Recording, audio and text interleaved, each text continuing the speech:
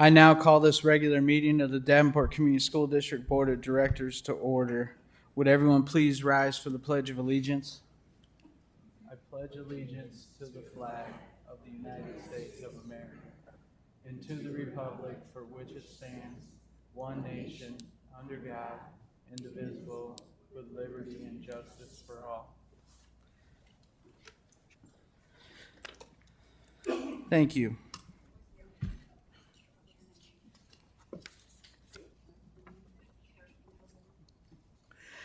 Director Pasha, would you please read the board priorities?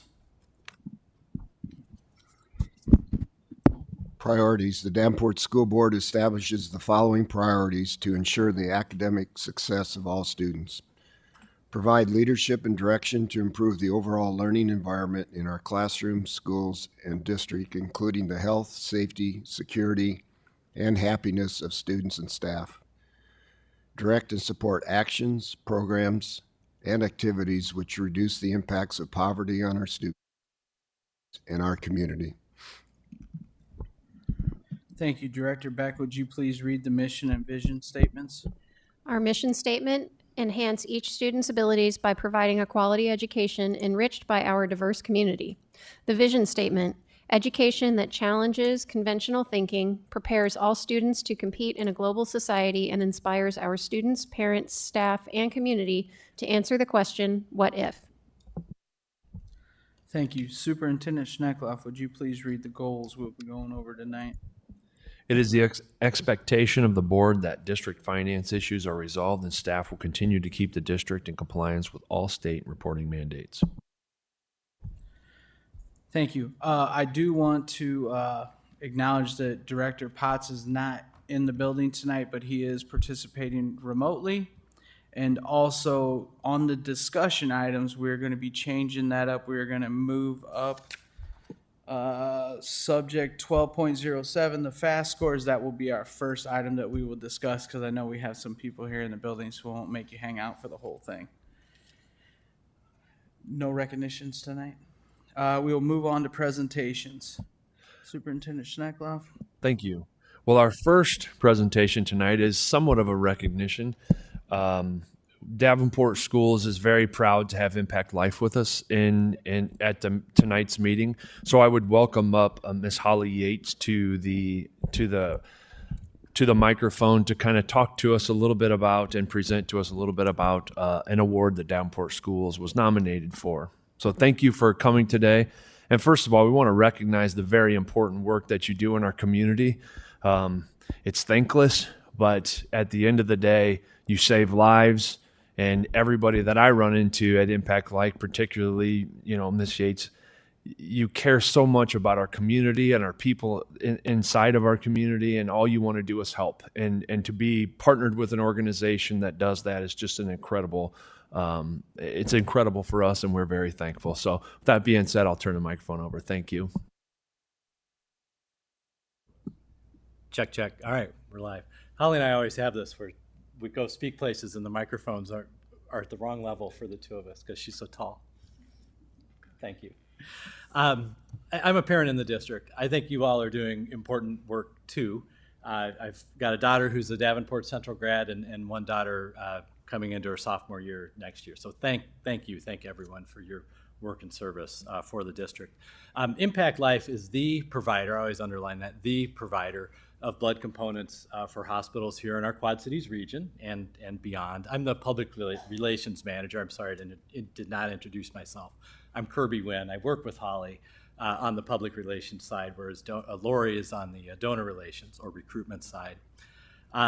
We used to go by a different name, Mississippi Valley Regional Blood Center, and established under that name in 1974 here in Davenport. So been doing work here in the community for a long time. And as I've worked at the Blood Center, and certainly Holly experiences this, school blood drives are so important. We've learned, of course, schools are a place where we can introduce the concept of blood donation as a service learning opportunity, and we see how much schools are just filled with community-minded, service-oriented individuals, whether we're talking students, parents, administration, or teachers. Unfortunately, we lose most of our school blood drives from our collection calendar this time of year, right? We hit summer, June, July, and August.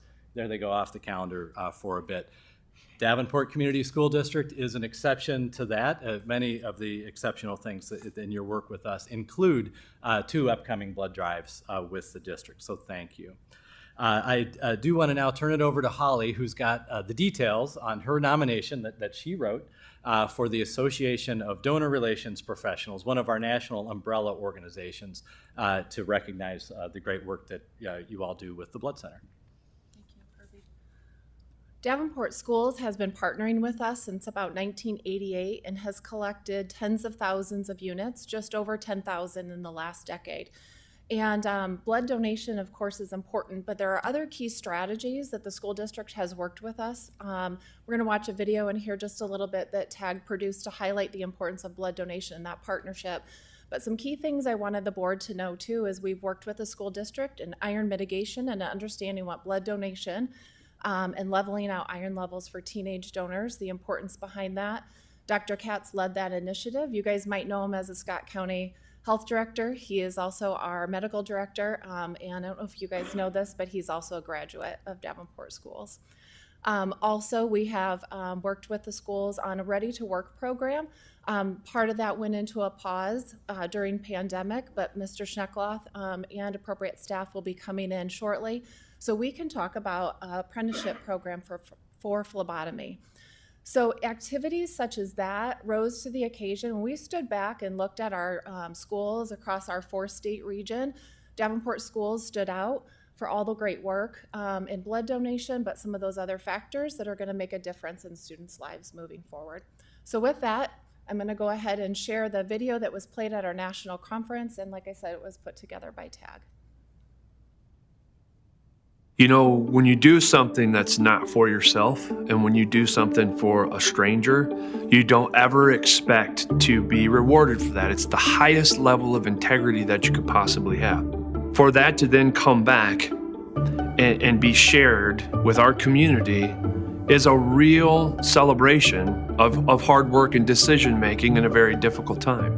ADRP is an international organization inside of ABC, America's Blood Centers, and every year they pick partners that kind of rise to the occasion, whether that be Media Partner of the Year, Blood Drive Coordinator of the Year. We wanted to take a look at a school district that continued to be a pivotal partner for us throughout pandemic, and we really felt that Davenport Schools tapped into different ways of hosting than your traditional let us come into the school. You know, one of the things that the pandemic taught us was how to very creatively problem solve in one of the most difficult environments. And when that need came about, our students, our staff members, our families, they rose to the occasion. And they met every guideline that we put in place with a smile on their face, and our students showed up, and our faculty were there to help support the initiative, to help support that donation, and that says a lot about the students and families and faculty in Davenport Community School District. When Wesley was diagnosed with leukemia, they start with an induction phase that's really, really harsh on the body. 7 to 10 bags of blood and probably 10 to 12 bags of platelets. That all came from donors. And so without those, he would have, those were life-saving. Everything down for when it happened. I was coaching basketball at the time. They made those orange Wesley shorts for us right away. They helped out a ton. The school helped out a ton with us. All the people that are helping us and helped us out, it was really great, to be honest. I think one of the best things that we can do, I think one of the reasons why we're here on this earth is to look out for each other and to help others and to put other people first. And I think through the donation process, I think that's exactly what we do. We try to take something that is as simple as giving a little bit of your time, and that's free of charge, trying to make that into a magical moment for families where their loved ones can receive the products they need and give it back to our community, so we kind of keep the cycle going in our community of donating to others and putting others first. this really wasn't about students getting out of class anymore. This was a bigger picture of how do we care for our neighbors. And so to have the district really stand behind and have students and families and faculty and administration come into our donor center, it just really proved to us that Davenport Community Schools was committed to that greater mission of what we do.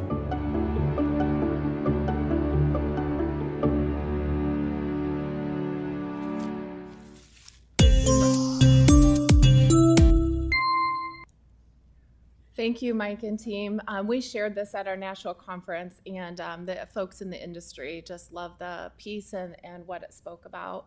I want to share with you guys, Wesley turns 4 today. The Harper family also lost their father to cancer during Wesley's cancer battle. And even though Mr. Harper passed, they were given more time with the family.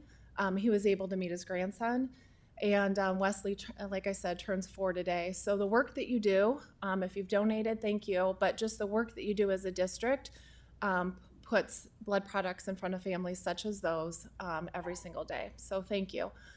Dr. Gosa was unable to make it to Arizona, but on behalf of Impact Life, Kirby Wynn, our manager, Teresa Gottschalk is our regional manager for the Davenport area, and Beth Hancock works directly with some of the high schools here. So we'd like to present this award to the district.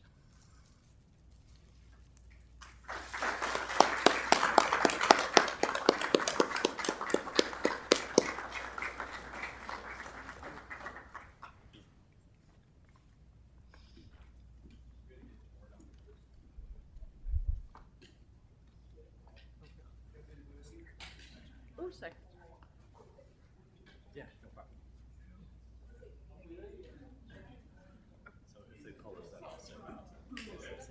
All right, we're.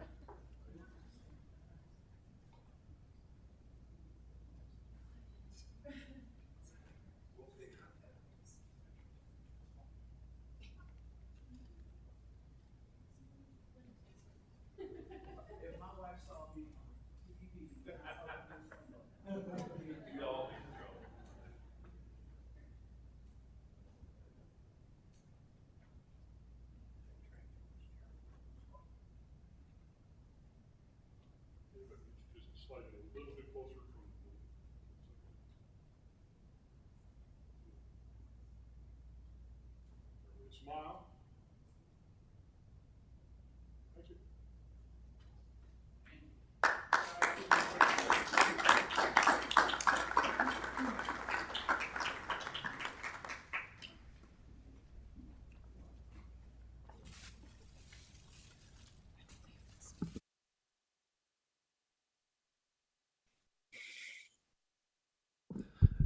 Just on behalf of the Davenport Community School District, thank you so much.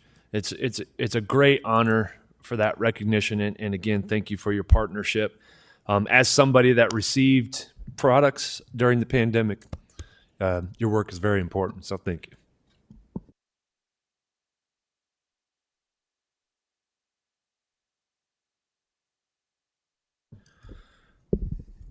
Did you want any board members to say anything or not? Yeah. Would anyone from the board like to comment? So I was actually supposed to fly to Phoenix to receive this award. I got held up in an airport in Wichita, and there was some issues with the plane, and then I would have got into Denver late, and so I didn't get to make it. So thank you very much. Thank you all for putting together the video, and sometimes air travel doesn't work out, but I spent a lot of time in the airport for it, though, so. Thank you all for partnering with the district. Mike and Tag, thanks for the awesome video. You guys made TJ look great.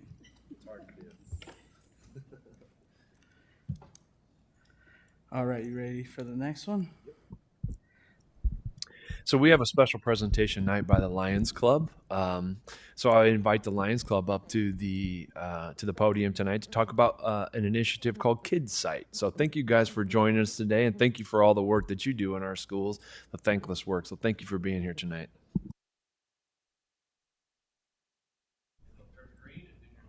Okay. Good evening. I'm Lyle Miller, president of the Davenport Village Lions Club. Thank you for allowing us time on your agenda to present a Lions Service Award, the Warren Coleman Honorary Award, to each of several very deserving nurses who are employees of the Davenport school system. These awards represent our appreciation of the excellent and devoted work these nurses do as part of the Iowa Kidsite program, a Lions-sponsored service project which offers free eyesight screening to Iowa children who are 6 years old and under.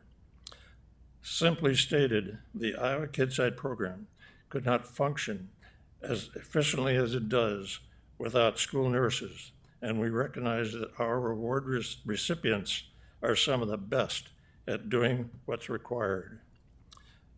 For those who may not be familiar with the Iowa Kidsite program, we invited Mrs. Lori Short, manager of the Iowa Kidsite program, to present a few statements about the history and success of the Kidsite program. She was scheduled to travel here from her home in Iowa City. She called this morning to say that her husband was diagnosed yesterday with COVID, so she's now homebound.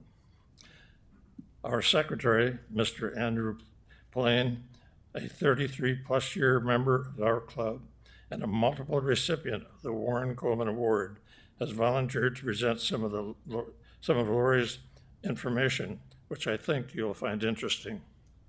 Andy? Thanks, Lyle, and thank you all for allowing us to come today. Iowa Kidsite is a project of the Lions Clubs of Iowa and the Department of Ophthalmology and Visual Sciences at the University of Iowa Stead Family Children's Hospital. Kidsite is dedicated to enhancing the early detection and treatment of vision impairments in young children through screening and public education. Our club started Kidsite in 2003. In Iowa, it started in 2000. We were a little slow in catching the ball there. But since 2000, 608,000 children have been screened in Iowa. Of that, 38,882 were referred, which means they had eye problems. After that fact, when we get the note back that says they have eye problems, they're referred to their local eye doctor. If one is not available, the Lions will come up with somebody and we'll make arrangements for that. Follow-up is key to our program. There are now 113 sites in Davenport that we go to, including the school district. Okay? I got this sent to me at noon today to fill in, so I'm going as best I can.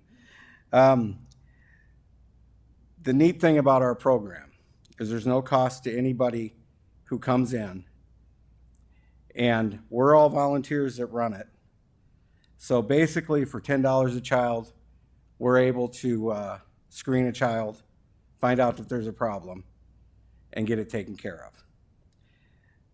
A successful Kidsite program requires dedication of Iowa Lions who take the screening images, and dedication of school nurses to help organize, collect parental consent.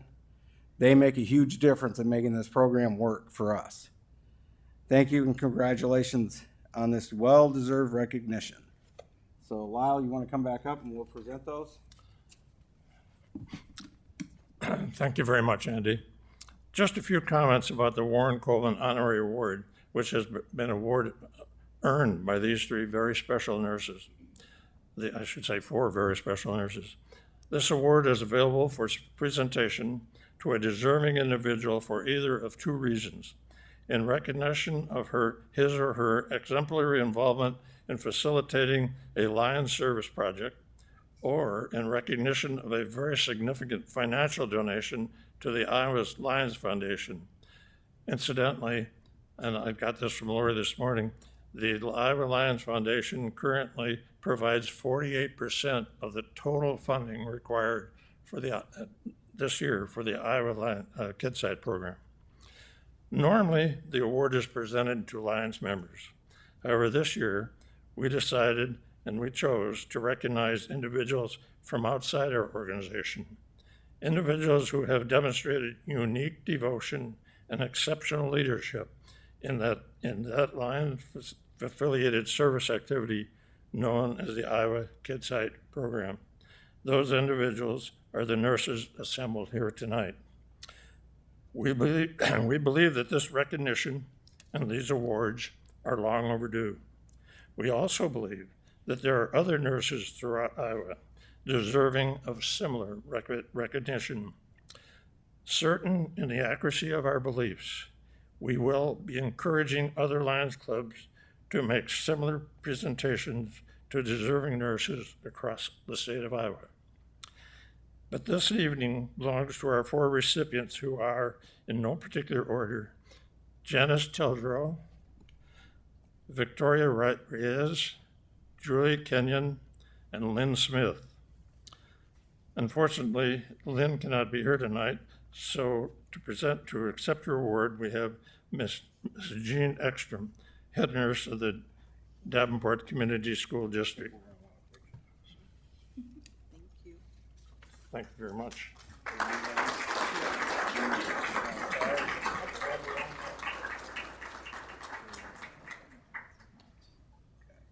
Thank you very much.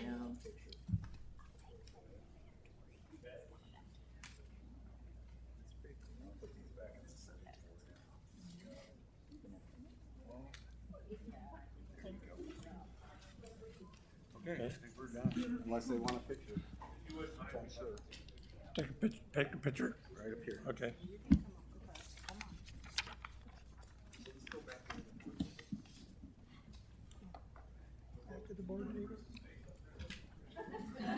Come on, Ann. Come on, Ann.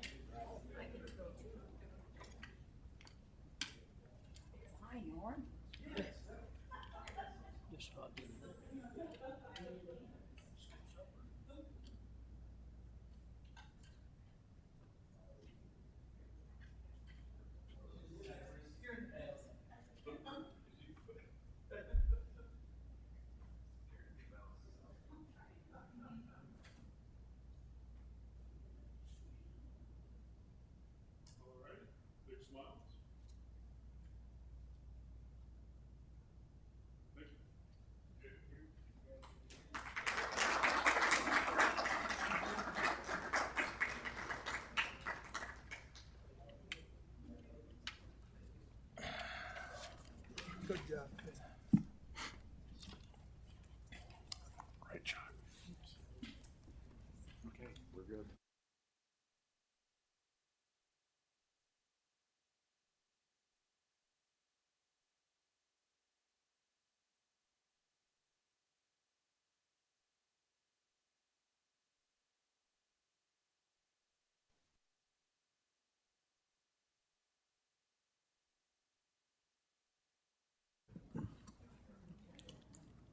Would any board members like to make any comments?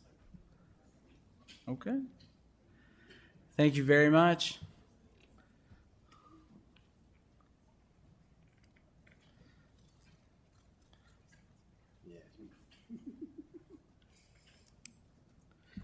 All right.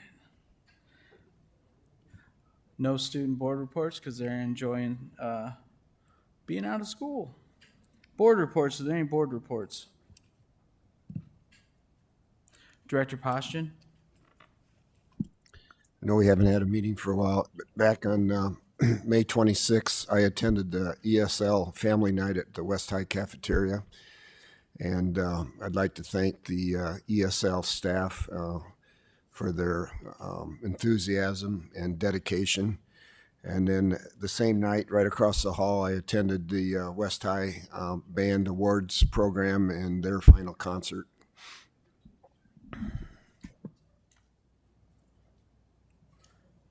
Director Hayes?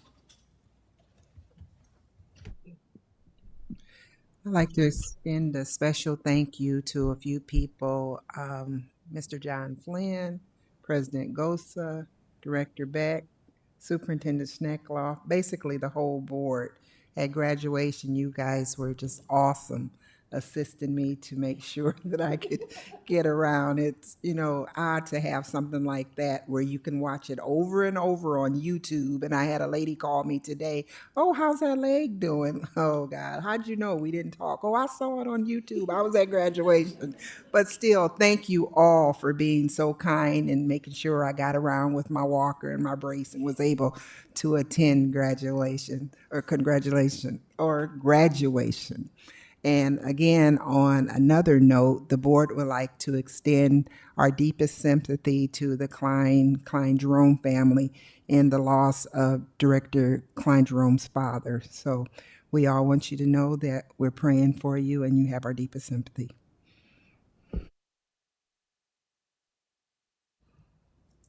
Any other board reports? I don't know if it's really a report. Obviously, we just got done with graduations last weekend. Huge thank you to the Davenport Police Department for helping direct traffic down there in front of the Adler, shutting the roads off and things like that, so we were able to get things done in the city, and as well as the folks at the Adler for helping us out with that. If there are no other board reports, we will move on to communications. Open forum. Open forum is a time for members of the community to give input at a board meeting regarding school district issues or concerns. Individuals who want to speak, please fill out an open forum request and give it to the board secretary prior to open forum. The form is available in hard copy for in-person attendees or on the school board page of the district's website. For those who want to participate virtually, virtual participants must email their request to Brenda T. at tbrin@davenportschools.org by 3 p.m. on the day of the board meeting. The board will not act on any issue presented during open forum if it was not published as an agenda item. Iowa Open Meetings laws prohibit action on any issue that is not on the agenda. The president may set the amount of time allowed for individuals to speak. The board asks that no charges or complaints be made against individual employees of the district or community. Remarks that reflect negatively on the character or motives of any person will be called out of order. Was there any virtual ones? None? All right, no open forum requests tonight. We'll move on to the consent agenda. May I have a motion on the consent agenda? Mr. President, Director Hayes. I move that the consent agenda be accepted as written. Is there a second? Second. Seconded by Director Beck. Is there any discussion? Seeing none, I will call for the vote. Director Hayes? Yes. Director Beck? Yes. Director Potts? Yes. Director Postian? Yes. Director Gordon? I'm going to abstain. Thank you. Director Klein Jerome? Yes. My vote is yes, motion carries. Approval of bills. May I have a motion on subject 8.01? Mr. President, Director Beck. I move the board approve the following resolution. Resolved, all claims presented to the board having been duly certified as correct by the treasurer, reviewed by the administration and board members, and they are hereby audited and allowed as just claims and warrants drawn on the treasury for the several amounts. Further resolved, the payment of claims and salaries be approved as presented for the periods of May 18th through June 7th, 2022. Is there a second? Second. Seconded by Director Hayes. Any discussion? Seeing none, I'll call for the vote. Director Beck? Yes. Director Hayes? Yes. Director Potts? Yes. Director Gordon? Yes. Director Postian? Yes. Director Klein Jerome? Yes. My vote is yes, motion carries. Superintendent report. None at this time. Committee reports. You got anything to report on your data wall? I'm going to defer to Superintendent Sneckler. We are ready to establish another meeting as we have data points, we have acceptable technology. So in the upcoming future, we will be scheduling another data meeting. I see Gary, and Gary, we were guessing while you were on vacation that was an approximate size for us to see, correct? Okay, great. We guessed that while you were on vacation. So we now know the district-wide data points that we would like to look at. We had every building review their data points that were connected to that. So now we have a really clear idea of how to move forward with that. We'll be scheduling another meeting soon. Thank you. Finance Committee? Okay, thank you. Legislative Advocacy. We haven't done anything lately. We're working on getting the city council meeting set up. Last week, Mike and I began to strategize when to place those in terms of our long-range facility plan. And so we talked about scheduling those appropriately for those to help facilitate the conversation in the fall, I believe it is. Okay, perfect. LZAC. We are on hiatus for the summer. Okay.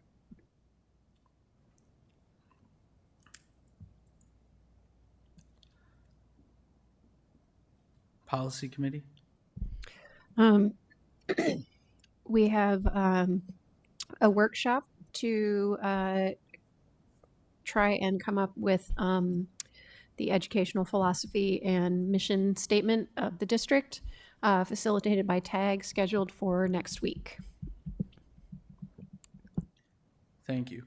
As far as long range facilities goes, we haven't had a meeting with Director Potts being out of commission, as well as I think there was a couple issues on the Bray side of things. So we're doing it.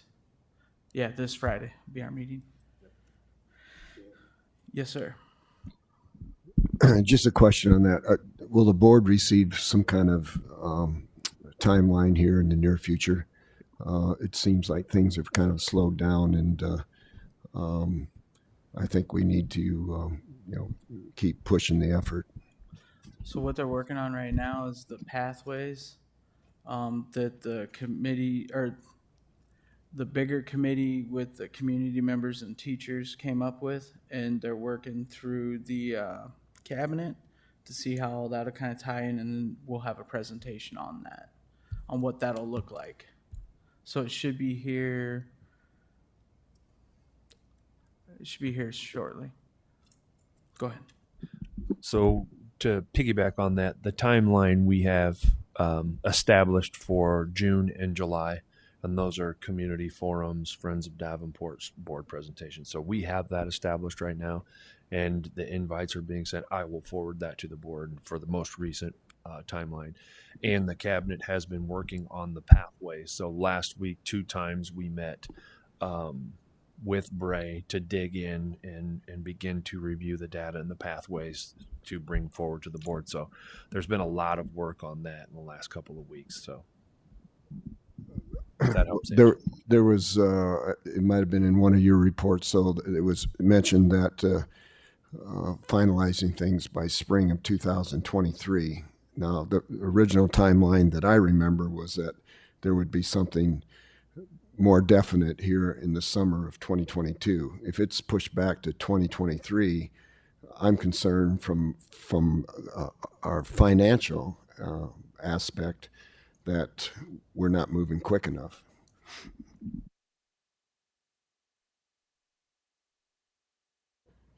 Thank you. I think that's all the committees. I think I hit them all. All right. We will move on to items requiring action. May I have a motion on subject 11.01? Mr. President, Director Hayes. I move the board renewal of the litter service offered through Lexia ESSER funds has been requested to cover the cost of a 1-year renewal, which amounts to $166,500. Thank you. Is there a second? Second. Seconded by Director Beck. Is there any discussion? I have a question before we renew this. After this year, if we approve this, we will have information that shows us whether this is a good thing or a bad thing. So by the next renewal, we'll know this? Okay. Is there any other discussion?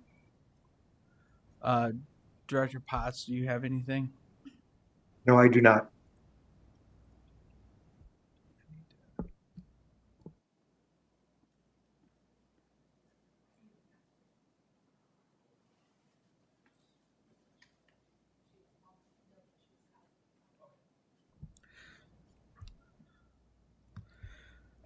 All right. Motion's been made by Director Hayes, seconded by Director Beck. I will call for the vote. Director Beck? Okay. I'll drag it out. Director Beck? Yes. Director Hayes? Yes. Wait a minute. Director Hayes made the motion. Director Hayes. That's why you're looking at me. Director Beck? Yes. All right. Director Klein-Jerome? Yes. Director Postian? Yes. Director Potts? Yes. Director Gordon? Yes. My vote is yes. Motion carries. May I have a motion on subject 11.02? Mr. President, Director Beck? I move the board approve a one-year contract extension to the contract with Riverbend Transit for specialized school bus transportation for fiscal year 22-23. Thank you. Is there a second? Second. People say the same thing. I'll get that one to Director Gordon. All right. Is there any discussion on it? Director Beck? I thought I remembered this being longer than a one-year contract, or do we typically do a one-year contract with them? Everything right now is 1 year. Okay, that's fine. I just slipped my mind. I couldn't find my notes. Thank you. Director Potts, did you have any questions? No. Okay.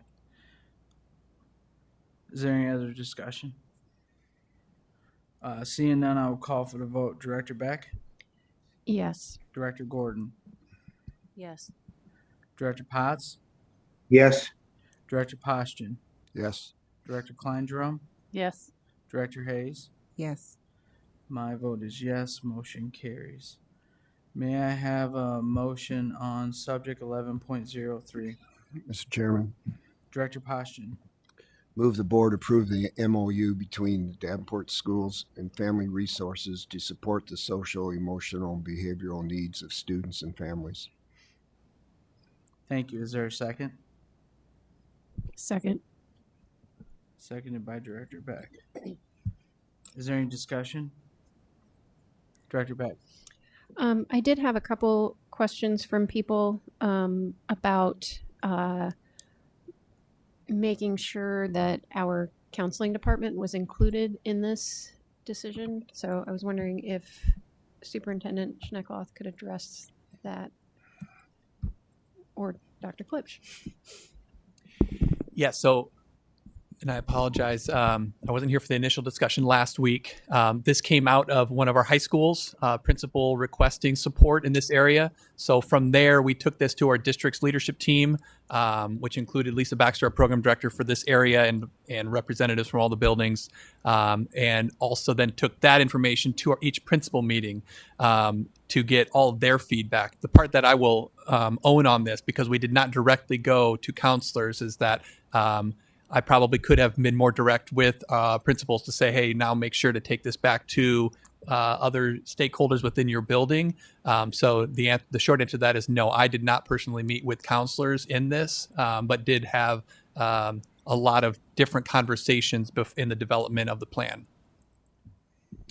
And everybody's aware and on board at this point, though. Okay. That's all I need. Thank you. Any other discussion? Seeing none, I will call for the vote. Director Postian? Yes. Director Beck? Yes. Director Gordon? Yes. Director Potts? Yes. Director Klein-Jerome? Yes. Director Hayes? Yes. My vote is yes. Motion carries. May I have a motion on subject 11.04? Mr. President, Director Hayes. I move the board approve the lowest responsive bid of Economy Roofing in the amount of $362,700 for completion of the North High School gym roof repair project. Thank you. Is there a second? Second. Seconded by Director Potts. Is there any discussion? Mr. Hermansky, I'm going to ask this one more time so it's on the record. It was apples to apples on the bids. Each person bid it for the same material, 15-year material, or 25-year material. Yeah. what's that? They were all given the same specs. Same 25-year material? Yep. Same Okay. sheets, same requirements for each company. So they had the same things to look at. So Okay. Perfect. Thank you. Is there any other discussion? Seeing none, I would call for the vote. Director Hayes? Yes. Director Potts? Yes. Director Postian? Yes. Director Klein Jerome? Yes. Director Gordon? Yes. Director Beck? Yes. My vote is yes. Motion carries. May I have a motion on subject 11.05? Mr. President, Director Beck. I move the board approve the lowest responsive bid of Blackhawk Roofing in the amount of $1,876,664 for completion of the Davenport Learning Center gym roof repair project. Thank you. Is there a second? Second. Seconded by Director Hayes. Is there any discussion? Director Postian? Just a question on the last bid. It talked about reusing the insulation, and I don't see any mention of that on this bid. Can you explain that?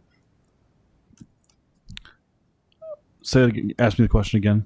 Okay, on the North High gym, it said that they were going to reuse the insulation on the roof. Okay. And on this bid, it didn't say it. You're saying?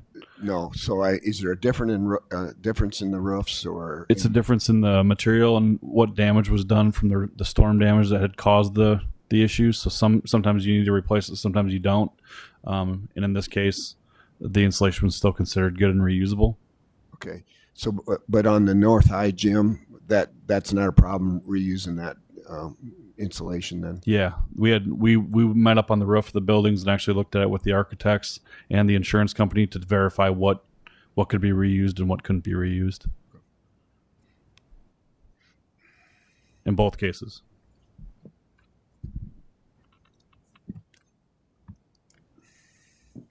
Any other discussion? And just so everyone knows, it's not like fiberglass insulation laying on a roof. It's that thick foam, just in case anybody was wondering about that. That's correct. Any other discussion? Seeing none, I will call for the vote. Director Beck? Yes. Director Hayes? Yes. Director Gordon? Yes. Director Potts? Yes. Director Postian? Yes. Director Klein Jerome? Yes. My vote is yes. Motion carries. May I have a motion on subject 11.06? Mr. President, Director Klein Jerome? I move the board approve the board secretary's compensation package as previously presented to the board and discussed in closed session. The pay increase is made retroactive to March 1st, 2022. Second. Thank you. Thank you. Is there any discussion? Seeing none, I will call for the vote. Director Klein Jerome? Yes. Director Postian? Yes. Director Gordon? Yes. Director Potts?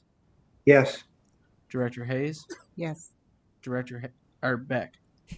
Yes. My vote is yes. Motion carries.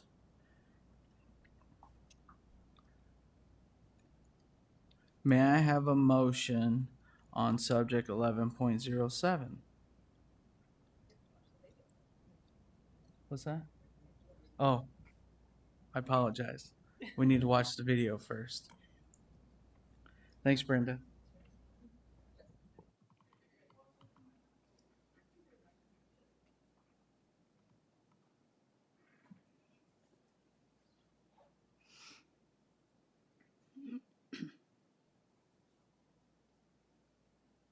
and give them a wave.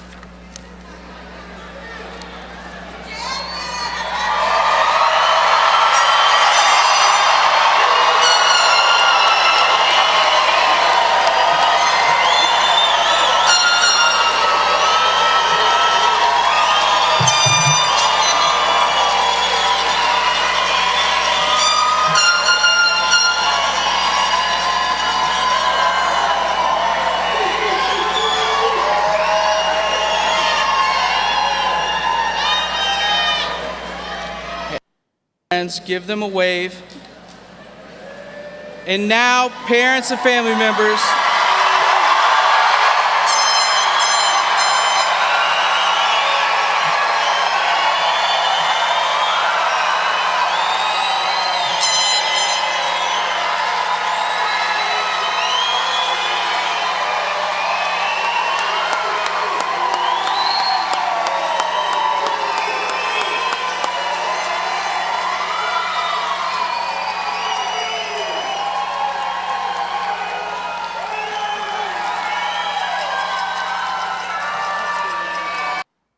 go ahead, come on.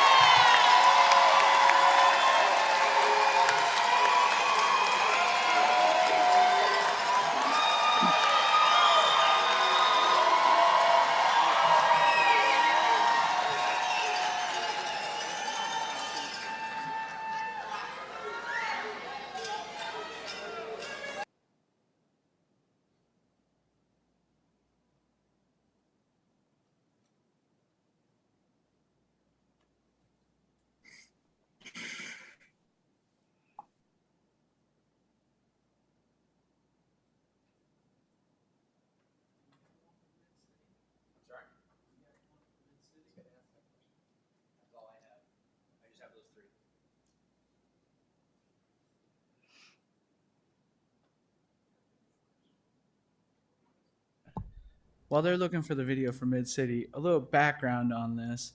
Last year we started a new tradition at graduation with the Traveling Trophy Award.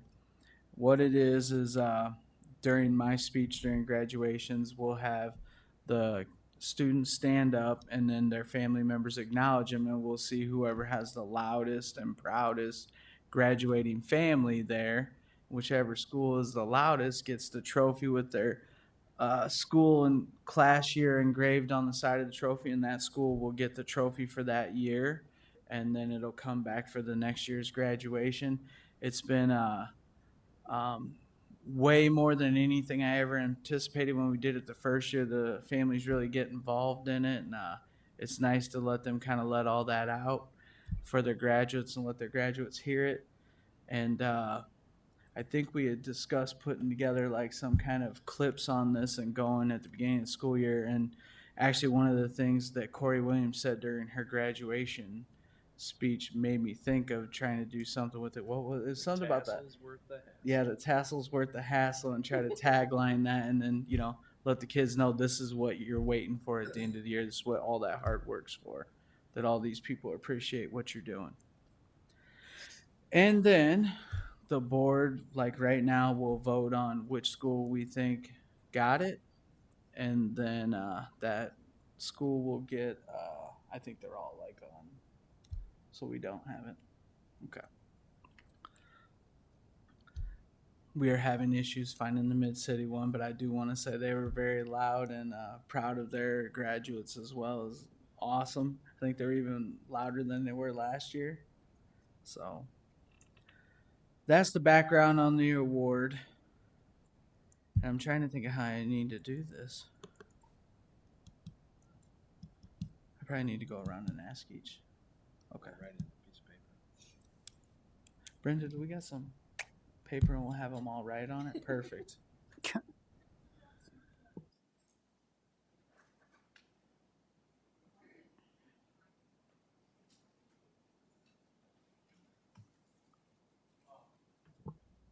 Last year's winner was Central High School. They really brought their A game. Thank you. As you can see from way back there, that their name and class of 21 is engraved on the side of the trophy. So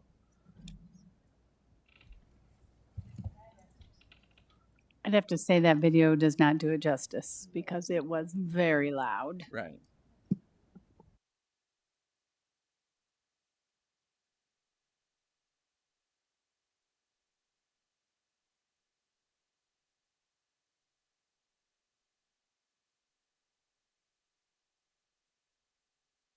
So. Can I also say that unfortunately we weren't all able to attend all 4 graduations, and so it does make it a little bit difficult. But I really love the idea of having clips of each graduation to kind of remind us of what it was like to be there, and if we weren't able to be there, to hear it a little bit. So thank you for bringing back the memories.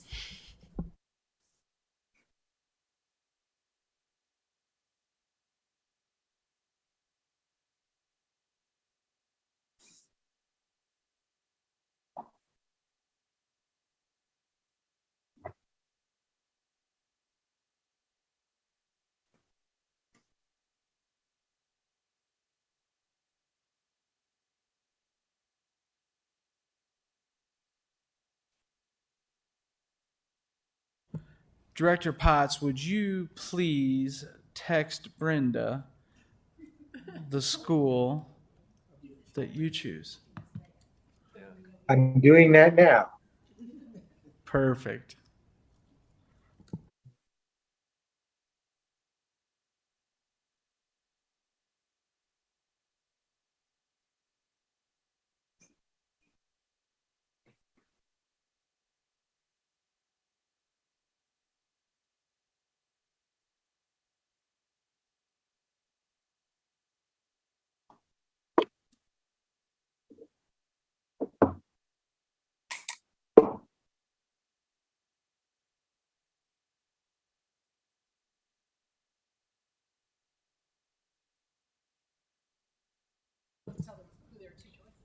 Okay. Your 2 choices are the top 2 finalists are West and Mid City.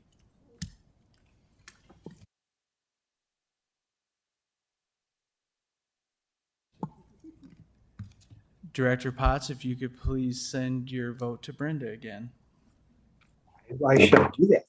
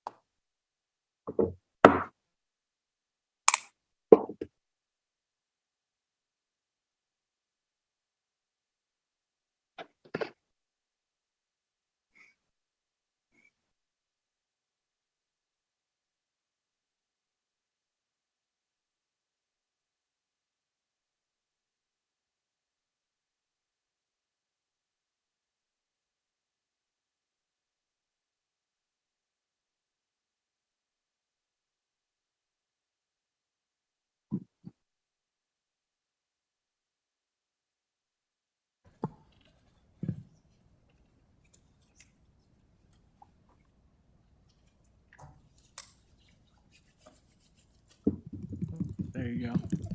And the winner is West.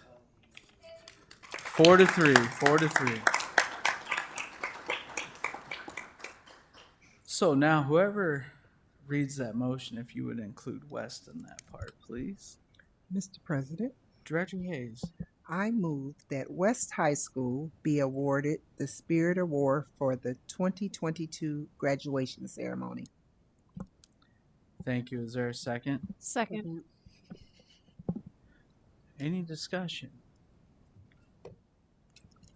Seeing now, call for the vote. Director Hayes. Yes. Director Beck. Yes. Director Potts. Yes. Director Gordon. Yes. Director Poston. Yes. Director Klein Jerome. Yes. My vote is yes. Motion carries. Congratulations to West.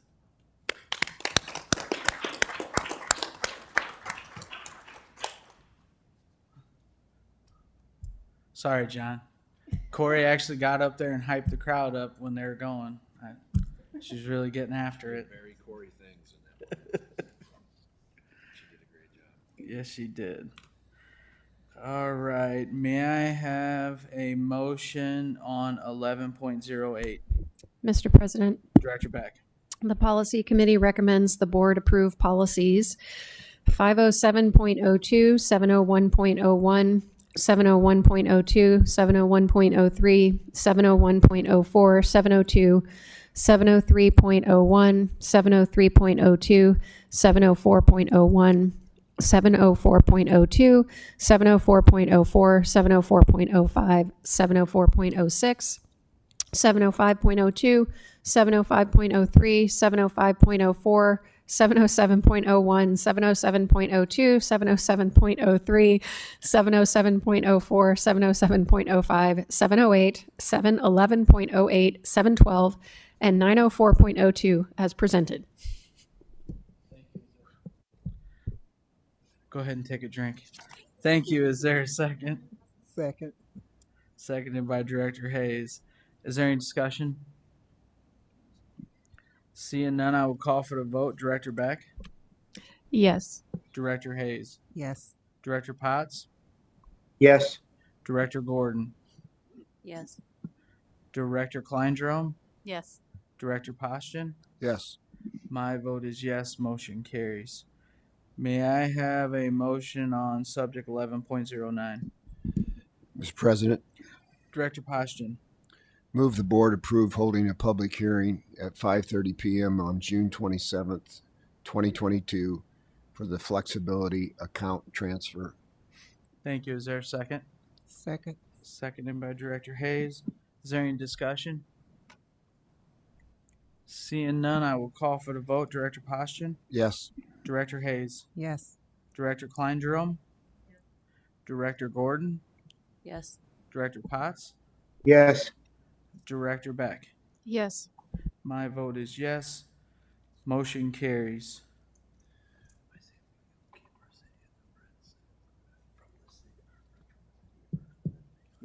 That's what I was going to do. Thank you. Discussion items. We're going to go ahead with discussion 12.01, the SRO 28D agreement, because I didn't want you guys to hang out the whole time, and then we'll go into the data. Come on down. Superintendent Schneckloff, would you like to kick it off? Well, thank you, Lieutenant Smith and Sarah Ott from the city. They are excellent partners. They are right there with us along the journey. One of the goals of this 2080 agreement is to ensure that we are transparent, that we are accountable, and I'm very proud of the work that has gone into this.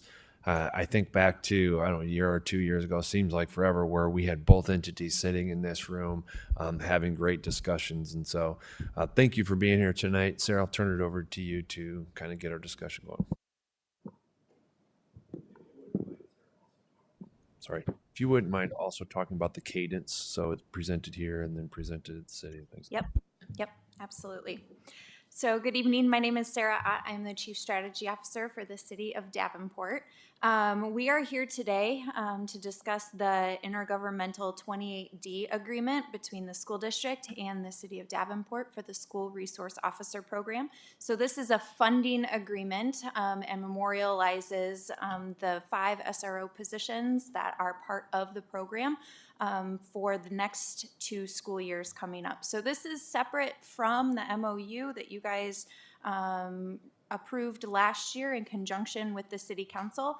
This is rather just a funding agreement. So the reason that this is coming before you tonight is because in the past there have been 2 separate funding agreements. We had one funding agreement that covered 2 positions. We had a separate funding agreement in conjunction with Bechtel Trust that covered 2 other positions. And then we had a 5th position that wasn't covered by any agreement. So we are now condensing all of those agreements down into one, which is before you tonight. So we are here if you guys have any questions regarding the agreement, or Lieutenant Smith is here if you have any questions regarding the program.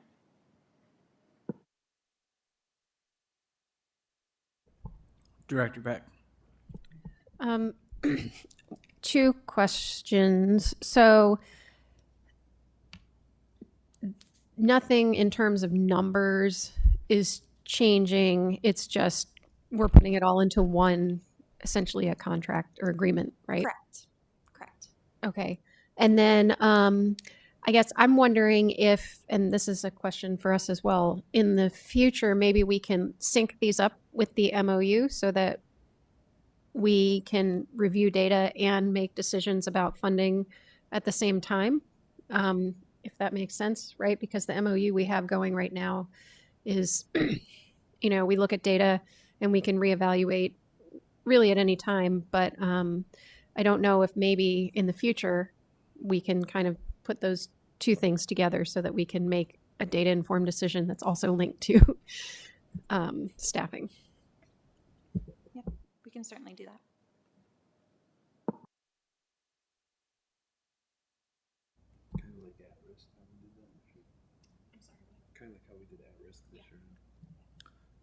Since you brought up data, the data is listed on our website as well as the city's every month. It's there. Yeah. Well, so everyone knows that.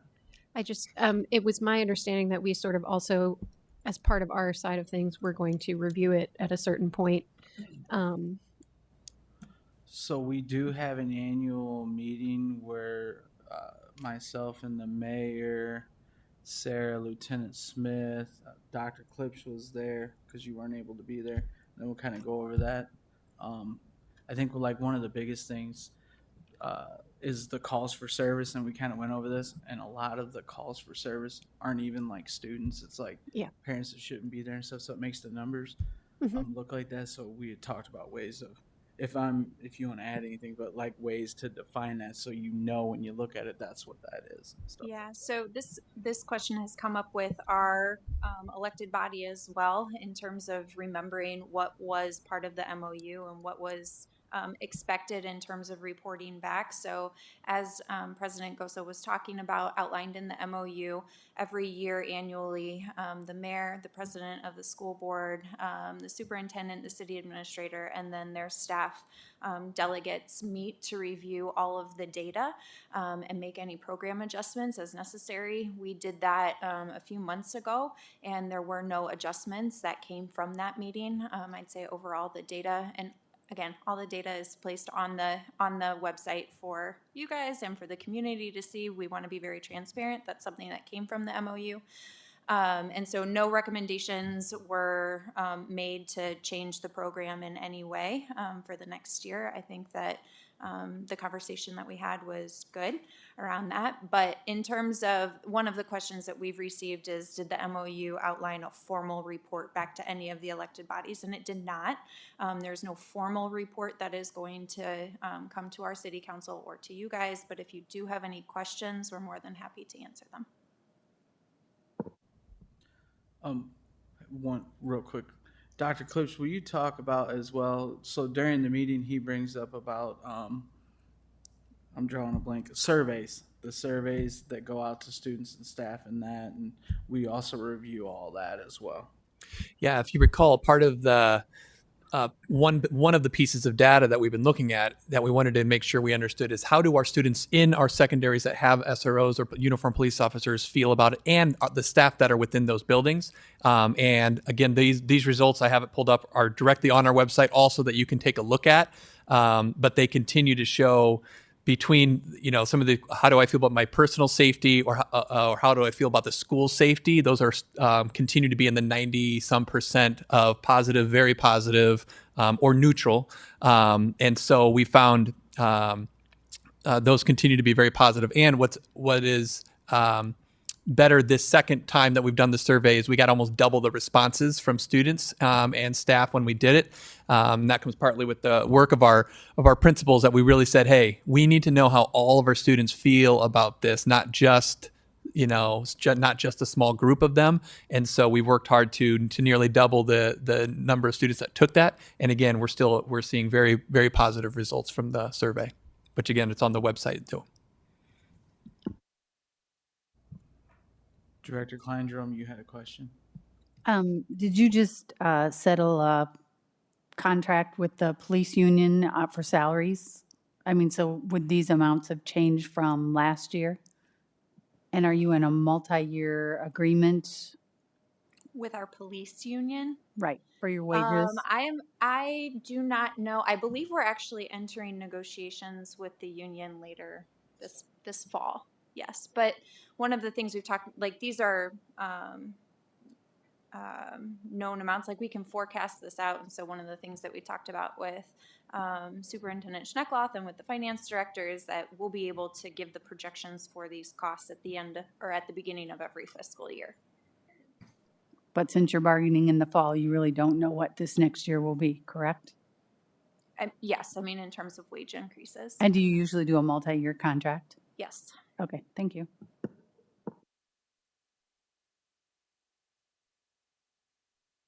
Mr. President? Director Potts. Have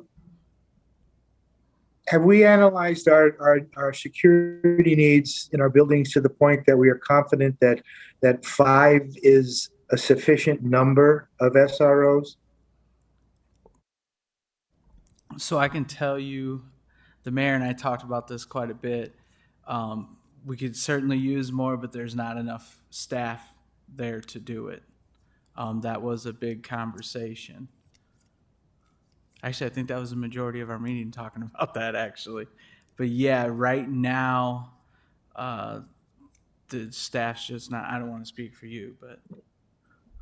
Lieutenant Smith, feel free to jump in too, but you are correct. The staffing levels of the police department right now, there's no capacity to give more officers to this program. And so while there may be some discussion on, the desire to add more positions to this program, at this point, the city and the police department do not have the capacity to add any more officers to the program. Maybe we could hire Paul when he retires. He might love that.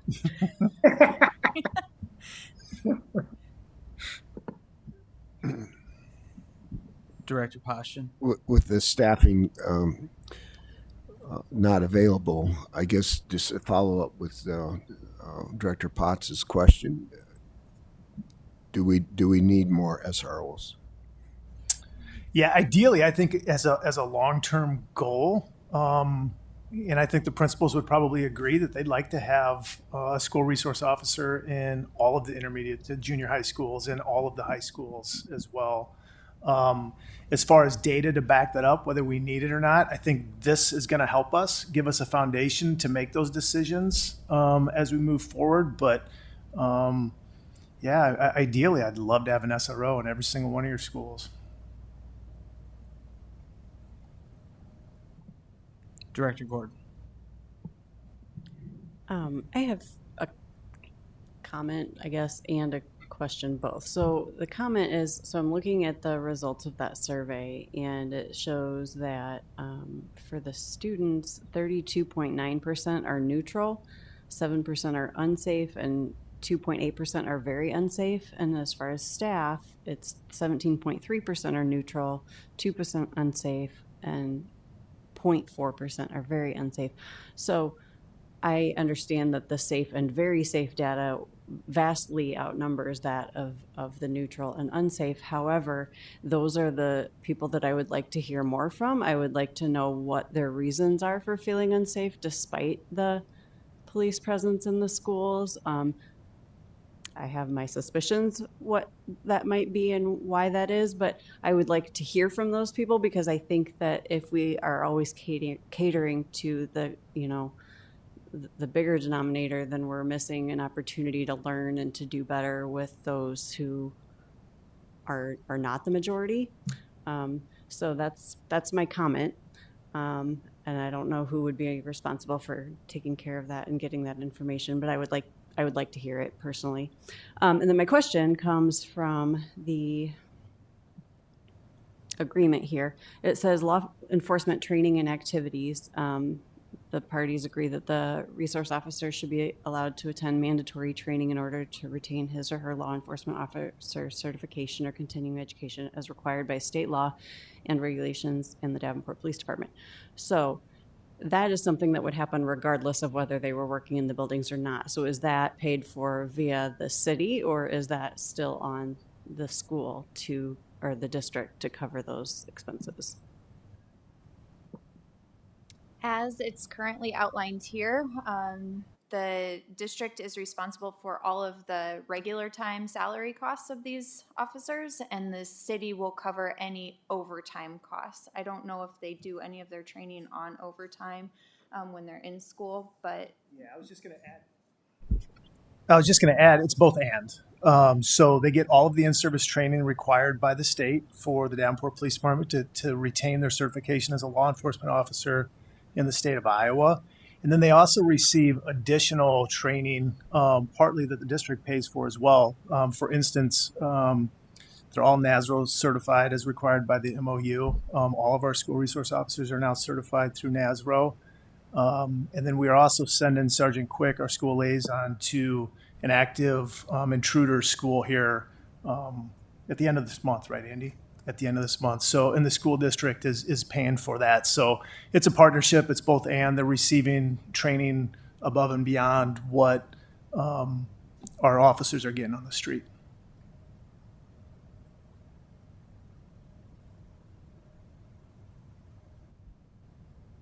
Is that what you had?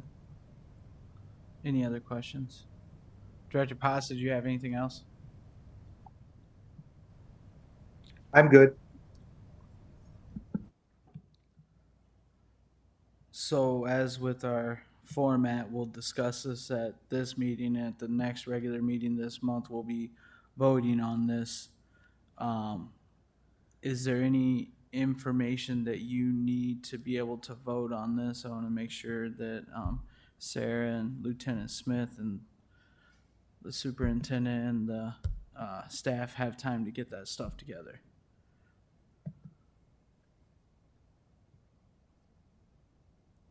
All right. sorry, one last thing I forgot to mention. So this agreement will be going before City Council at our Committee of the Whole meeting on Wednesday for discussion, and then for a vote the following Wednesday. So a week from Wednesday is when our City Council will be voting on it. They get to vote on it like a week before us. Thank you, Sarah. Thank you, Lieutenant Smith. Appreciate it. All right. Now, the one that a lot of you have been waiting for. We're going to skip. We're not going to skip. We're going to move up subject 12.07, the reading fast data. Superintendent Schneckloff, I'll turn it over to you.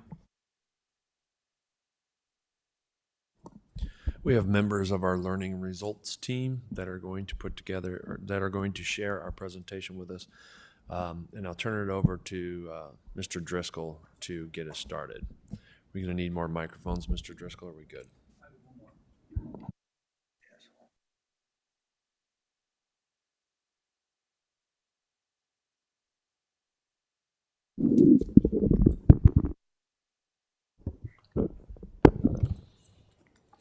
That's okay.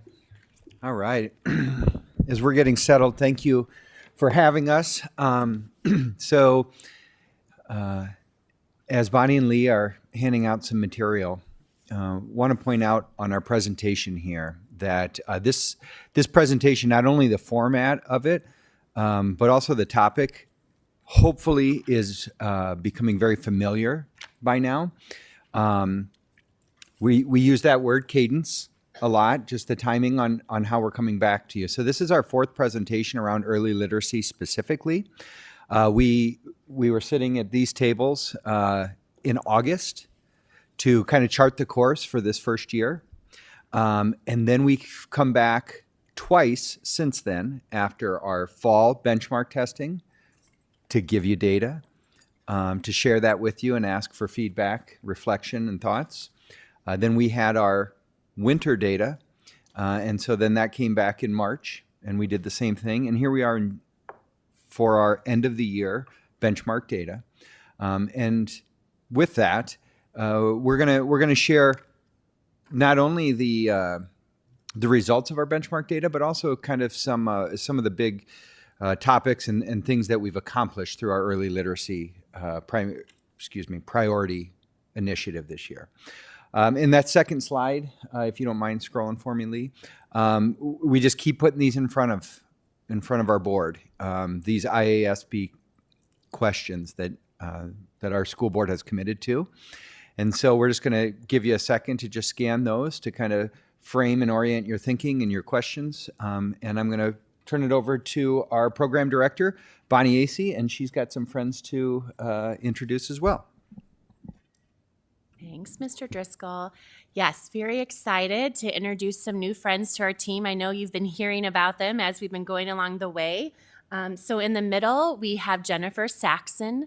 She will be our new early literacy specialist. Jen has been a vital member of our early literacy team this year through her current role with the AEA. So we're very excited to get Jen on board.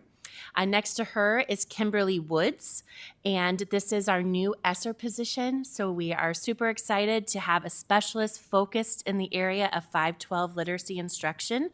And so, and then our third, Lee, she's not new, she's been around, but she's new to this table. So we wanted to make sure we could bring her on board and have her help with the presentation tonight. Lee is our TLCS lead support teacher over our TLCS compensation program, and she has again been another vital member of our early literacy committee. And so she's gonna help with our presentation tonight. So very excited for all three of these ladies to be part of our team. So I'm just going to jump right in. Our two outcomes are the same that they've been the last times we've presented. We want to be able to examine our FAST data for this spring. That's step 5 of our continuous improvement process. And then we're going to spend some time again talking about what does that look like in our classrooms? How do we actualize that at the classroom level? So here you see our continuous improvement process, and we continue to implement the actions within our early literacy plan. We've met weekly throughout this spring to again support those implementation of our actions. The data and analysis serves as a progress measure along our way. How are we doing? Have we met our goals? It allows us an opportunity right now when we get data, such as spring data, to assess our impact. So that is step 5 currently. This allows us, again, that opportunity to assess our plan based on student achievement data and make any adjustments we need to. This allows us an opportunity to say, is our plan working? What adjustments need to be made? So here, when we think about our desired state, step 1, there are 6 Iowa Healthy Indicators that we monitor within our MTSS system. These healthy indicators are progress measures also within our early literacy implementation plan, and they help us monitor the health of our plan along the way. Indicator 1 goal is 95% of our students are screened. This continues to be a celebration for us. In the fall, winter, and spring, we have exceeded that goal with 97% of our students being screened each benchmark window. When we're looking at healthy indicator goal number 2, it states that 90% of our students below benchmark are progress monitored weekly. It is designed to help us monitor the percent of students who are not meeting benchmark and ensure that they are progress monitored weekly between each of those screening windows. From fall to winter, we ended with 43% of our students below benchmark being progress monitored weekly. As we monitored that goal first semester, if you remember, we talked about working with our building teams. We adjusted the requirements for our 4th through 6th grade students, all which helped us get closer to that goal. This spring, where 68% of those students were progress monitored. We have also, just want to celebrate that we've made growth from winter to spring towards meeting this goal with that 68%, but we know we're not quite there yet. So we'll continue to monitor those grades closely to make sure that we will as we move forward. When we're looking at healthy indicator number 3, that is 80% of students screened are at or above benchmark. This goal is really looking at our universal instruction, our core instruction. As you know, for K-3, that's talking about our newly implemented 95% phonics core program. You can see that in the fall, we were at 52% proficient.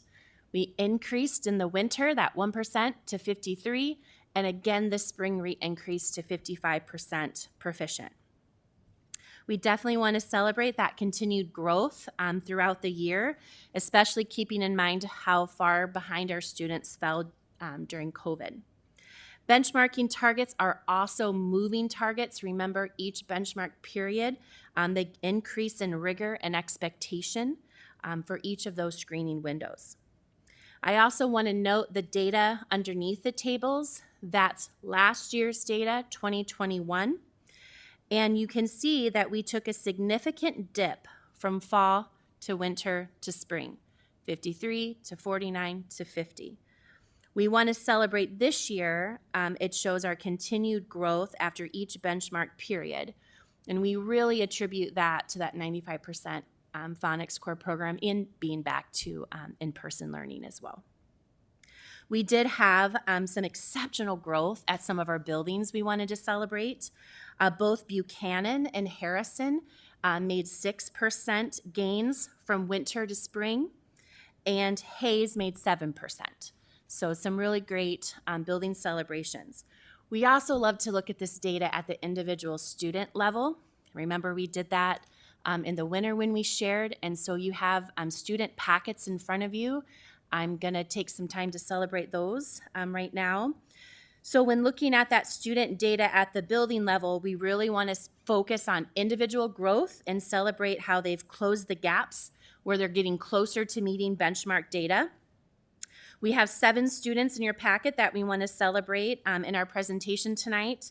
We're bringing back our 3 Fillmore friends that we celebrated in the winter, and we also added a few new friends from Monroe and Jefferson, just to highlight this growth, and some of which who met benchmark.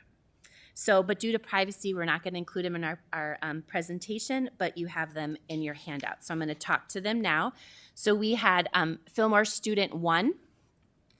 And you can see that in the fall, she was in the red, so not proficient for accuracy or rate. But by spring, she grew to proficient in both accuracy and rate.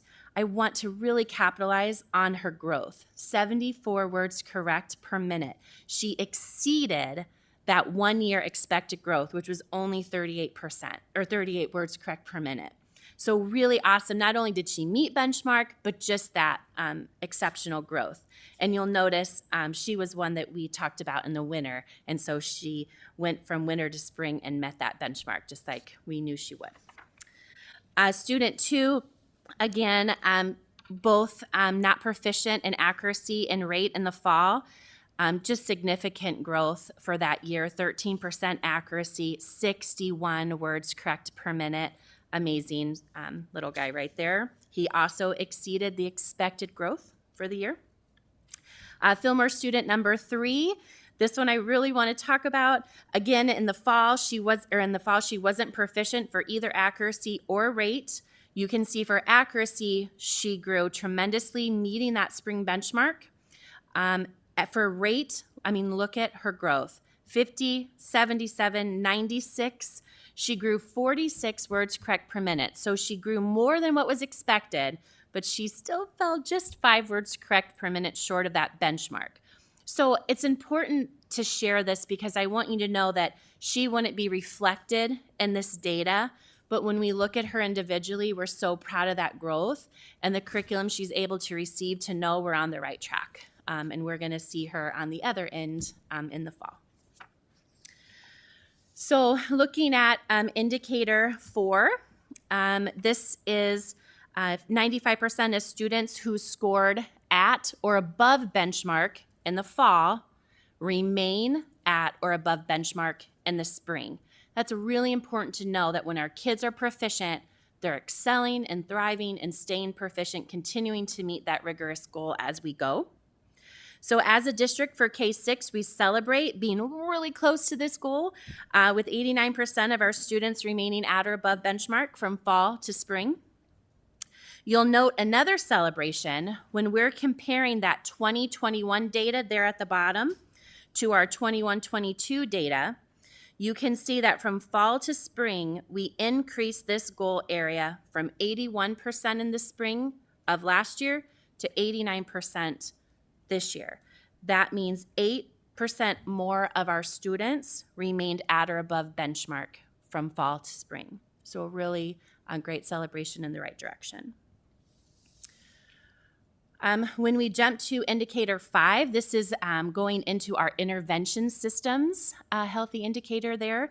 95% of students who were below benchmark for 2 consecutive testing windows, so like fall and winter, that we want to make sure that they are scheduled in an intervention. So really important that they're getting that intervention that they need. So we are excited. If you remember, some board members were able to see this goal in action back in February when we visited buildings. That was those small group interventions that you saw. We call those the Tier 3 interventions. Those were with our PAR students persistently at risk. This is another area of celebration that we have 95% of our students scheduled in a small group intervention with a highly qualified teacher or interventionist with their reading endorsement. We want to celebrate the 95%, even though we did drop from 98 to 95 of those students scheduled in an intervention. Our goal is always 100%, right? Giving our kids the interventions and supports that they need. Something to keep in mind that affects this is our mobility. Anytime that a student moves in or out of the district, that can impact this goal, that we want to make sure those building teams are adjusting quickly to make sure that they're getting students scheduled in an intervention as soon as possible. We're continuing to address this barrier of that large number of students who are below benchmark, and excited to share that we have hired 12 of our 14 early literacy MTSS support teachers for next year. And we're definitely going to get those 2 more, I'm confident. This will help, to ensure that 100% of our students are receiving that intervention. And we will continue to clarify that importance of making sure it's documented in Panorama. That's how we monitor this goal. And that's important, again, just to make sure our data is accurately reflecting what our students are doing. All right, and I'm going to talk about intervention systems indicator 6, which looks at the goal is to have at least 65% of students who scored below benchmark in the fall improve to at or above benchmark in the spring. So this indicator helps us monitor the growth of students below benchmark. So you can see we made progress with this goal as we increased from 14% in the fall to winter to 21% from fall to spring. For comparison from fall to spring, the AEA is at 24% and the state is at 25%. So many students have a large gap between where they are and where they need to be, and it takes time to close those gaps. One celebration, though, is to look at kindergarten. We want to point out that 37% of kindergarten students in the fall became proficient in the winter, and that grew even more from fall to spring, with 43% of kindergarten students who were below benchmark in the fall were able to become proficient by this spring. So this is a celebration indicating that where we're putting our early literacy resources, such as 95% core phonics program, and our human capital like our early literacy MTSS interventionists, are making positive impacts. We continue to have a lot of success stories at the individual student level, and Bonnie shared a few, and I'm going to share a few more. So if you want to take a look at student number 4 in your packet, this student is a 2nd grade student at Monroe who received 90 minutes of that core instruction with the Phonics Core program daily, and then additionally Tier 2 and Tier 3 instruction for 30 minutes 4 times a week, and added the Read Naturally program in the 4th quarter. So with this student, you can see it's an example of success in both areas of accuracy and rate. So the student moved from 81% accuracy to 97% accuracy in the spring, which is meeting that 95% accuracy for the year. And then also in the words correct per minute, the student moved from 34 below benchmark in the fall to 113 in the spring. So well above benchmark there, and really excited to see that 79 words per minute growth, which exceeded 45, which is the expected growth for that grade level. And then student number 5, you can see made 12 percentage points growth in accuracy. We have a second grader here from Jefferson, moving from 88% accurate in the fall to 100% accuracy in her words correct per minute in the spring, and additionally grew 21 words per minute to 109, exceeding the spring benchmark goal of 101 words, and making almost double the expected growth rate with 88 words correct per minute from fall to spring. And then, no, that's fine. I'm good, yeah. Student number 6 is a second grade student at Monroe. And student number 6 made excellent growth in the area of accuracy and just barely missed the goal of reading with 95% accuracy at that 94% mark, but do want to celebrate that 19% growth from fall to spring. So as students become more accurate in their reading, automaticity word rate follows. And so you can see the student grew 59 words from fall to winter, which is higher than the expected growth of 45 words. And then finally, student 7 is another second grader at Jefferson. And this student made extensive growth from fall to winter in both areas of accuracy and rate. This student met accuracy goals of 95% in both the winter and spring, and grew from 28 words per minute in the fall to 96 words per minute in the spring. And while she did not just barely make the proficiency in the spring with the rate, you can see that she was only 5 words away and grew well over the expected growth of 45 words per minute. So these are just a few examples that represent student growth this year. So then we'll go ahead and take a look. In the previous slides, we were looking at our data from this year and how it aligns to each of the healthy indicators. Here we want to celebrate our overall growth in reading data. As you can see, last spring, our proficiency in K6 was 50%. This year, we moved to an overall proficiency of 55% at the spring benchmark window. The second chart is showing 7th and 8th grade literacy screening results from spring of 2021 at 50% and spring of 2022 at 48%. And we recognize that while it is a moving target, we will continue to work on this rigorous core instruction and intervention at the junior high level to ensure that we can increase our proficiency and close the gap to reach our goals. On the next chart, this shows the percent of students who are proficient on the spring screening benchmark since the 2018 school year. So you can see that the grade level is along the horizontal axis and the percent proficient is along the vertical axis. The green line indicates the 80% proficiency goal, and you'll note that we are missing data from the spring 2020 due to school closures. But this data chart helps us to look at trends over the past several years when looking at overall student proficiency in literacy. For example, we can celebrate that the kindergarten data is climbing again after school closure, and we are getting closer to reaching our goal.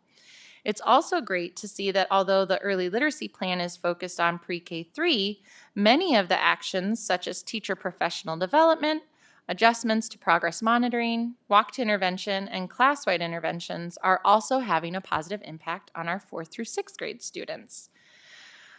We see the drop in proficiency in 7th and 8th grade, and to get started with the work that needs to be done at the junior high, we have a couple of actions starting this summer, one of which is our new ESSER ELA 512 specialist, along with teacher professional development through the use of TQ at the Unbound Ed Institute, where some of our teachers are right now.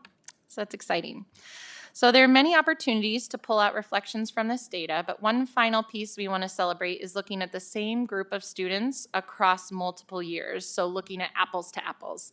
So if you want to take a look at the growth in the dark blue first grade 2020 to 2021 school year, so in the first grade column, that dark blue middle column, that represents 43% of our first graders were proficient during the 2021 school year. If you look at the second grade, then in the orange, which is the 2021-2022 school year, so this school year, you can see that they increased to 50% proficient. So that is a gain of 7% proficiency from spring of 2021 to spring of 2022. So those same students moving from first grade to second grade made 7% gains this year. So that's another celebration. And our final data slide, you'll see multi-year data in a table form. And this is the data that was passed out to you as well. It's also been broken down to view the data by subgroups. So we provided you with the printed data sheets showing the FastBridge data from spring as well as previous years. You may recall that this past fall, you were able to take an in-depth look at this data with the Notice and Wonders process. While we will not be doing that during this presentation, we recognize that the summer provides us with opportunities with time to follow a data analysis protocol with our early literacy team, DSAT, and building teams.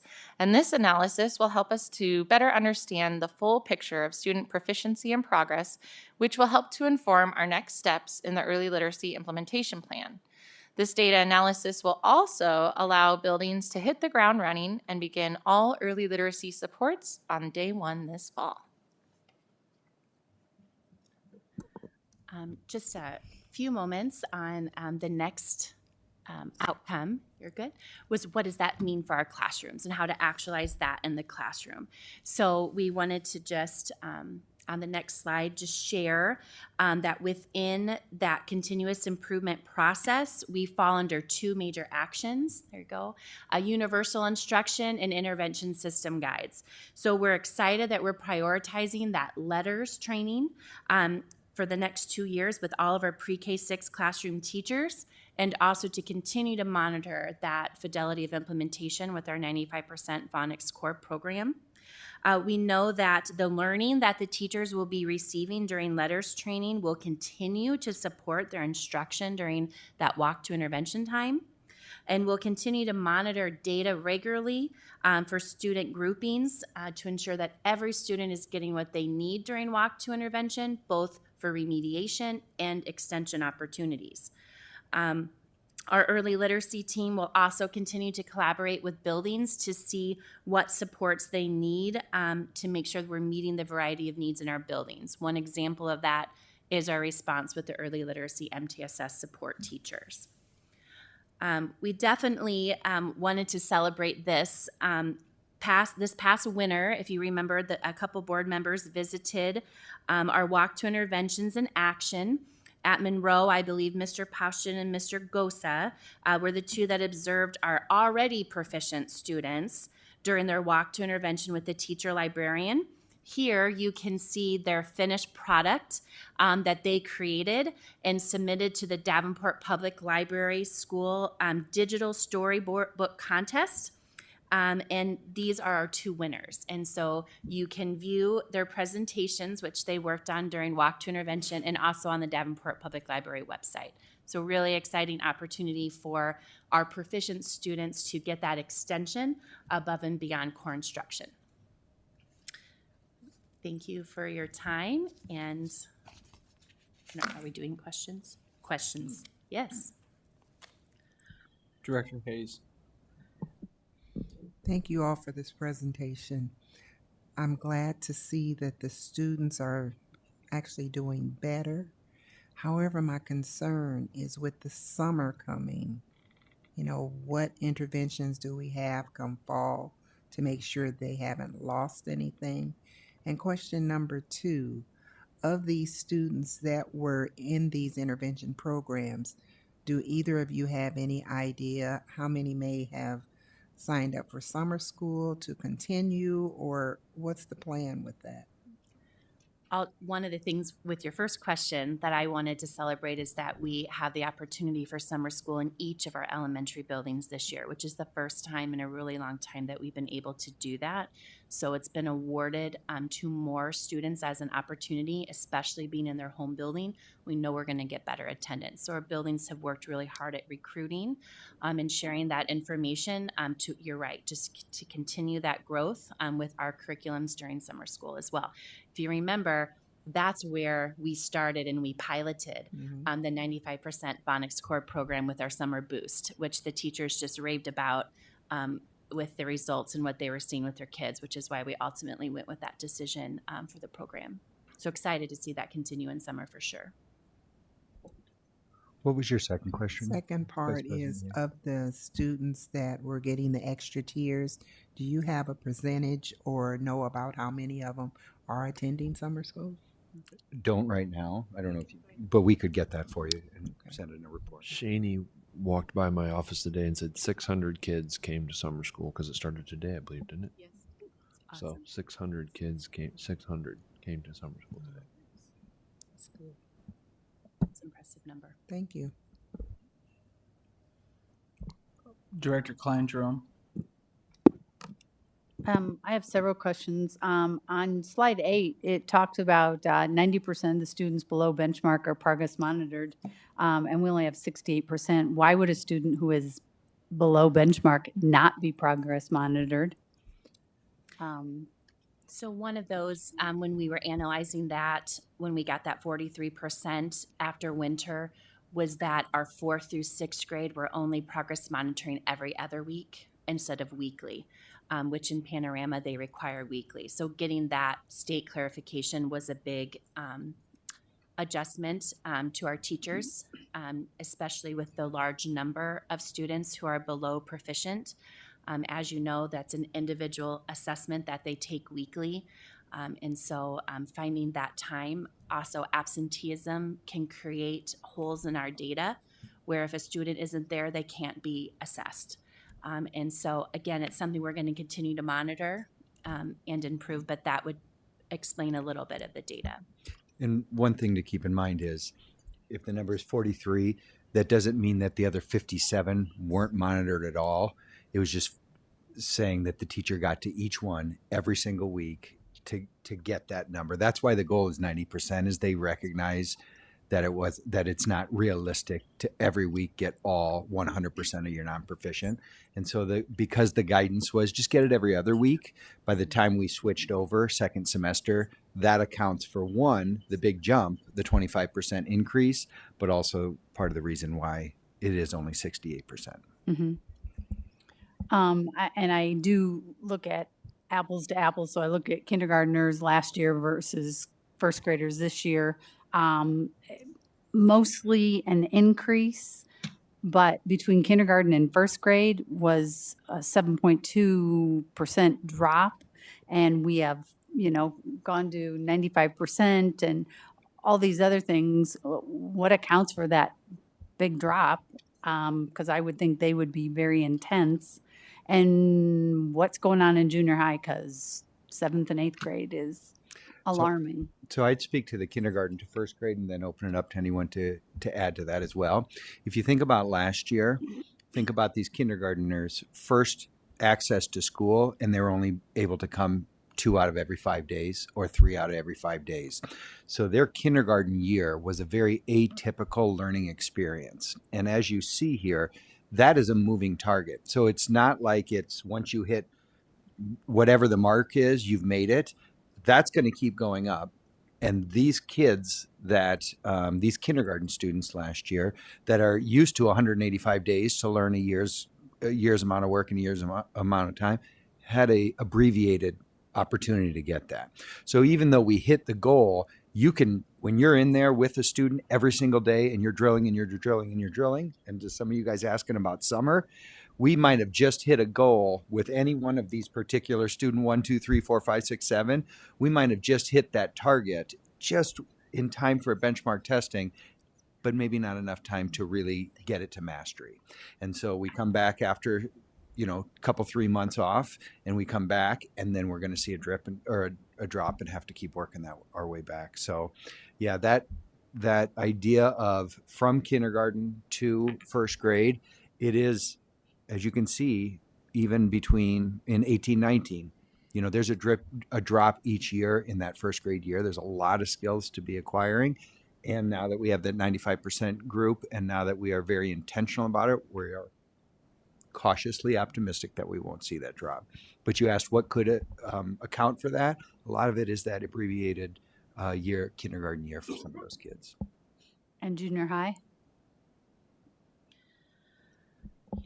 I would say that in the last couple of years, we've got a new curriculum with Unbound Ed. It's a very rigorous curriculum at our junior high level that, we're still working with our teachers at how to implement that. So we're excited to celebrate. They're down at the Unbound Ed Standards Institute to make sure that our students are all receiving that same level of rigor that they need to. That's not an easy thing to do. So that takes time and adjustment. Usually you do see some dip in the first couple years of implementation. And so we're excited again to move forward with Kim in this role and really being able to focus on that instruction. She was a model ELA teacher herself and has taught Unbound Ed at all levels from non-proficient to TAG. And so no pressure, but yes, we're very excited for that. And finally, what were we doing in 1819 to have the scores high? And I get the COVID in there and all of that time, but have we taken parts of that successful area that got those high scores in 1819 away? Are we still doing them? Because obviously we were doing something right in 1819 to have those scores pretty consistently higher than these other 2 years. So it's a great thing to point out that we want to keep coming back to. I will tell you, as the early literacy team, when we met and did step one, we did look at that longitudinal data for multiple years to ask those types of questions. What were we doing? What was the difference? What curriculums were being used? How were we monitoring and implementing that data? And so a lot of those things came out with that difference with that structured literacy and how important that is to have that explicit foundational skill instruction. And so just continuing with that is our path forward.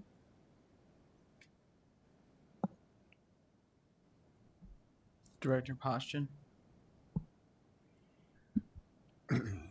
I don't know if there's an answer to this this question, but is there any way of finding the numbers as far as the ones that are below benchmark, what their attendance is? I know at many of our visits we chatted about that and definitely know that attendance has a great impact. And many of our buildings in June participated in that Growing Excellence Day with their building teams, and attendance was a big thing that we looked at as a priority initiative because we know if they're not there, they can't engage and we can't see the results that we want no matter how good the curriculum. And so I'm excited that the teams were able to have those good conversations to move forward, but we can certainly pull that data and look at that data if that's something you're interested in. I think it's going to tell you what you're already inferring and what you know. Yeah. I think we all know it's definitely going to have an effect. I guess I would like to see, the numbers, how many students are actually, where it's actually a problem for them. I don't want you to have to spend a lot of time on it, but if it's possible, I would like to see that. And then on summer school, so I believe, correct me if I'm wrong, but for last year's summer school, these kids were identified and invited to come to summer school. Is that the case this year too? Okay. Yes, that's where we started with recruitment. Absolutely. Okay. It's just it wasn't offered at every site and it wasn't all extended day opportunities, so it made it really challenging for our families. So what, if you want to call it incentives or whatever, are you trying to do or have done to get those kids to come to school? Do you mean for summer school or just for summer school? Yeah, I think as Bonnie mentioned, having a site at every building has been a huge attractor, being able to go to their home building, and then having meals provided for those students as well has been a benefit to attracting students to receive those summer school opportunities. What about is there any help on transportation to get them to summer school? Sure. Okay.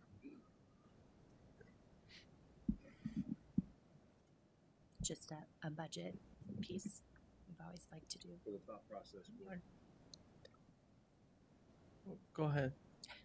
The thought process was that if we had it in every school, that's their walking attendance area, like in a normal school year. So that would cut down the need for busing. Do we have a higher enrollment for summer this year than last year? We can get that. I can put that in a Friday report And when do they start? today. They started today. Okay, so we will know if the attendance is, or the amount of kids who did sign up. Director Beck. I'm sorry. I have 2 or 3 questions. So my first one is, what exactly does it mean when a student is progress monitored? I'm not in a K-12 classroom, so I mean, I can watch a kid read, but I don't think that's what you mean. Do you want I can take that. Yeah. Okay. So it depends on the grade level. So at kindergarten, they might be progress monitored weekly. It's like a one-on-one test. They might be focusing on letter sounds, or it really depends on what their deficit skill would be. But we'll pretend it's letter sounds, right, for the beginning of the year. So I'll meet one-on-one with the teacher. We have a 1-minute assessment that mimics, if you will, the benchmark assessment that they're assessed in for the fall, winter, and spring.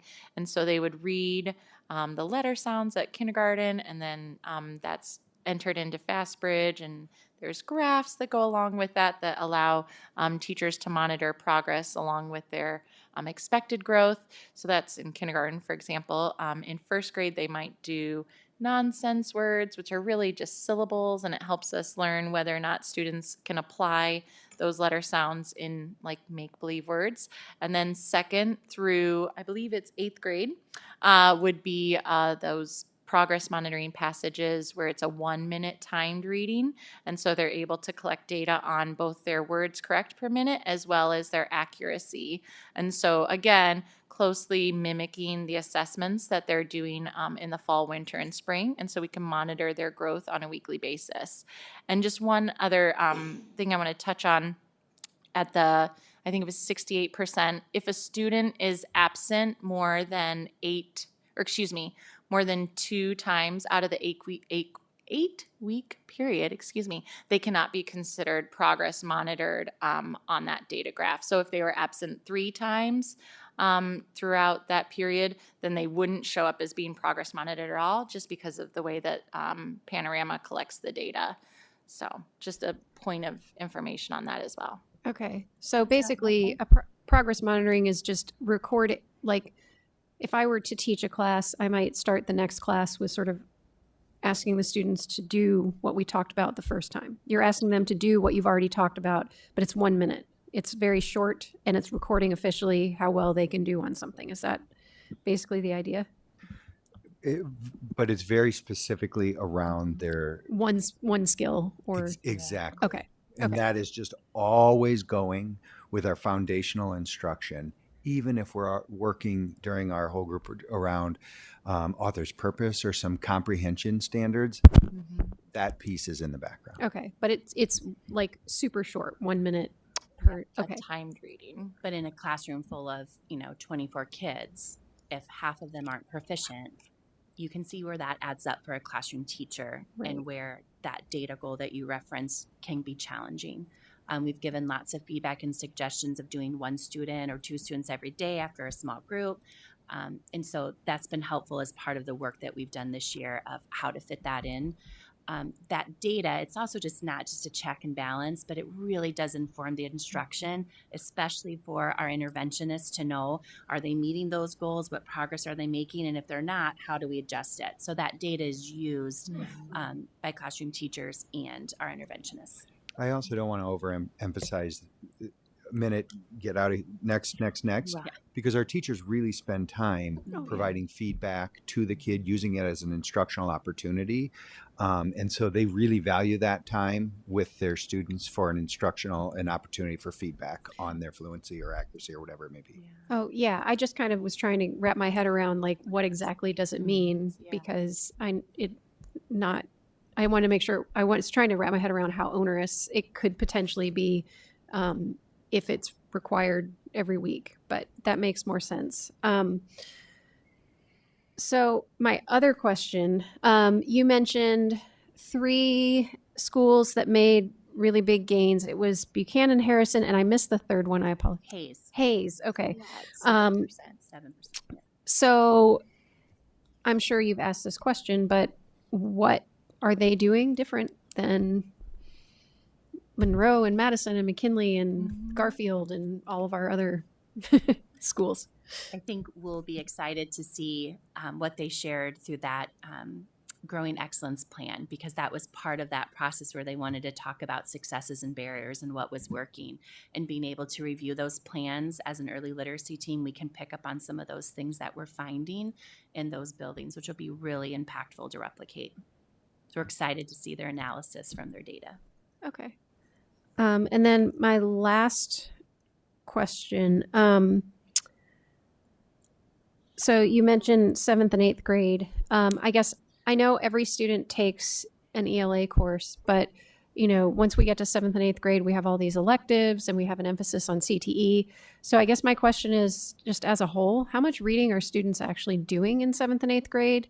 I know occasionally there's a book, maybe the class is reading in your ELA class, but that's one book over a period of time.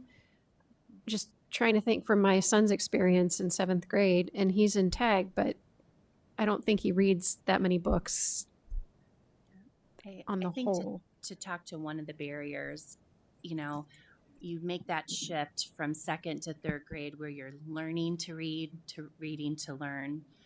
And unfortunately, because of our data and where we are with our students still not being proficient at those grades, we're sending kiddos at that junior high level that need more of that intervention and instruction. We've made good gains this year with the junior high scheduling and really trying to be intentional. There's still work to do. We know that we need to give more attention to an MTSS system at the junior high level, and what that looks like is important work that needs to be done.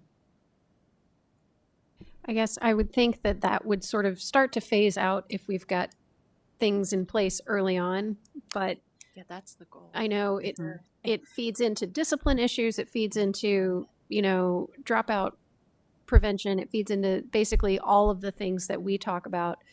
And so, yeah. We start there and it's going to eventually, Yeah. Replicate and take hold, but we still have work to do there in the meantime to help continue to balance that and give students what they need at those levels too. Director Gordon. I just really wanted to celebrate especially the 3rd to 6th grade group. They made some really big jumps from like the apples to apples one year to the next for the IEP kids, the ELL, and the low SES students. Those are some major gains, and that's really something to be proud of, and that's really all I wanted to say. Thank you for pointing that out. That was in your data table. Director Hayes. Just a follow-up, Bonnie, you had mentioned if the students weren't there, they can't be assessed. Is there like makeup sessions for them, or do they just miss out, or what do we do about that? We wish, right? At Panorama in the system, they only allow it to happen within that week. Even on weeks that there's only 2 days of school, it's still a week within Panorama to get those assessments done. So it's being very mindful of what that looks like within that state reporting system. Hey, and you had mentioned there was conversation about busing and transportation. If the student does not live in their assigned district, are they able to go to another school close to walking distance for summer school? Or do they have to go to their home school? They go to the school that they are enrolled in. That's where they're eligible for. Yeah. I couldn't say if I am open enrolled, if I'm a family and my student is open enrolled to another building, for whatever reason, could I go to the one that's closer to me for the summertime? They could inquire, and I don't know if we've had an opportunity for that. But it's just where you enrolled, you can come to summer school here. Okay. And I suppose that's with an assumption that that is more convenient to them. So Yeah, because with transportation, with open enrollment, many of them do catch buses, but if they could go somewhere walking distance, that may help them.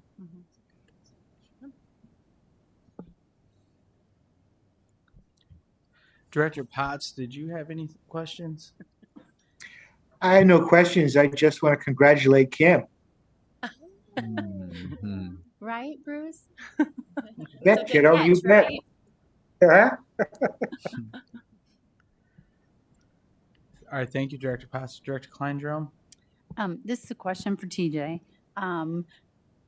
A long time ago in a land far, far away, we used to hire somebody to come in and they did the testing because this was before we did it on computers and they, checked your accuracy and your fluency and all of that. The classroom teacher did not have to do that. Progress monitoring is one giant pain if you have, like you said, 10, 12 kids. And it's not 10, 12 minutes. I'm going to tell you that right now. Have we thought about using some ESSER money to hire people who all they did is, like, I'm assigned at this building and I go progress monitor? Because you are taking away from the rest of the class when you've got to sit down one-on-one and do that. I mean, if you only have 2 or 3, that would be great, but that's not the case usually. We have not talked about that, and I remember I can't remember the title of them. They came and they went. The assessment team, I can't remember the name of them. But right now, the employee shortage that we are facing, it would be almost impossible to find another layer of people. Right now, you heard how we're trying to get our interventionists filled, classroom positions filled. And so really we're trying our best to prioritize those things, but that has not been a conversation point. From what I remember of that is and there's pros and cons to it, right? It saves time. It gives the progress monitoring piece, as I've watched people progress monitor, it also gives you a tell of what the student's next steps are. So as I'm sitting with you, if it's onset, if it's rhyme, if it's CVC, I'm also listening. It's also another opportunity for me to sit one-on-one with you and hear exactly what your issues are. And so from there, ultimately, it's something, and this is tough to say because we're always looking for ways to give back the gift of time, and that's why we did that. But ultimately, that's an important component of what does this student need. So I remember that too. I think about 5 years ago when we tried that and then stopped. And so I would say that those are the two barriers to it right now. Director Postian? We talked about earlier the interventionists that we've hired. We've hired 12. You're trying to hire 14. So are the 12 that are hired, are they all involved in the summer school program? No, not that they couldn't be. They don't start until their contract. So it's for the contracted year. Summer schools all hired separately, so they could apply for those. Students in summer school do receive intervention from their teacher as well. So is that what you're asking?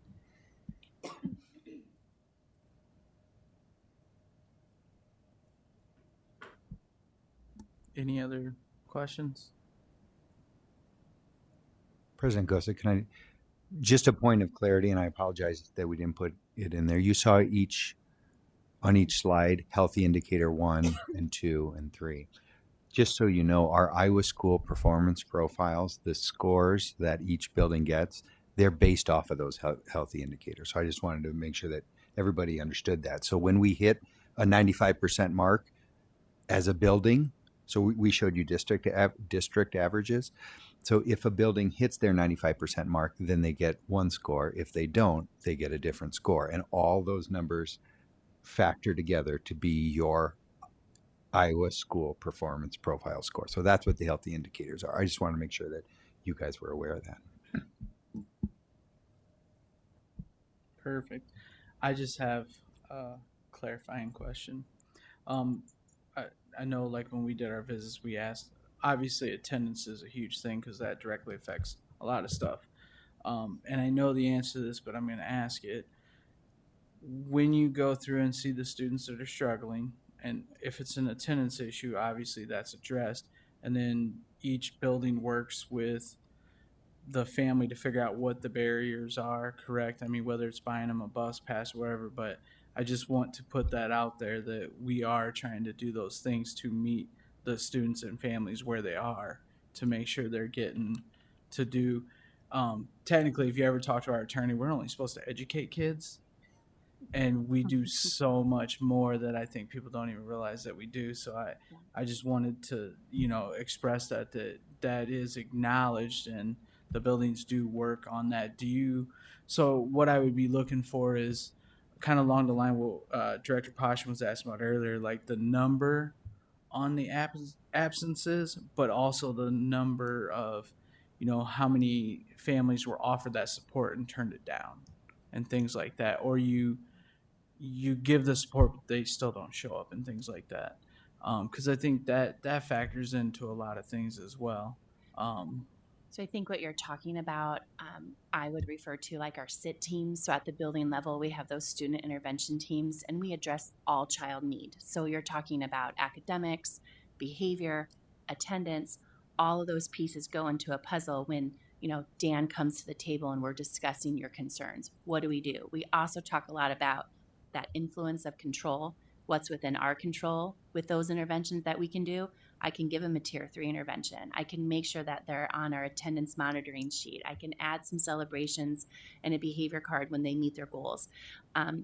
Those are really things that intervention team focuses on, which gets at, we can offer all these things and we can't guarantee that parents might take us up on it, but that doesn't mean we're not giving them those supports that they need, because a lot of those things can be within our control. But those SIT teams are exactly what you're talking about, which have been such an awesome part in the last 5 to 6 years with the PLC process that we have in our buildings.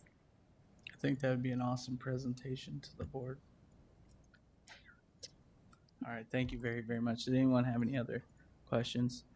And to be clear, there are the interventionists from, what was it, K to, they're split up now, right? So they're not doing K through 12, so that would be a little more focused, right? Yes, so we have regular district interventionists that can support K-6 that are elementary. And then we have our new ESSER-funded early literacy MTSS teachers who are focusing on K-3. Okay. Yes. Thank you. Welcome. Yeah, welcome to the team.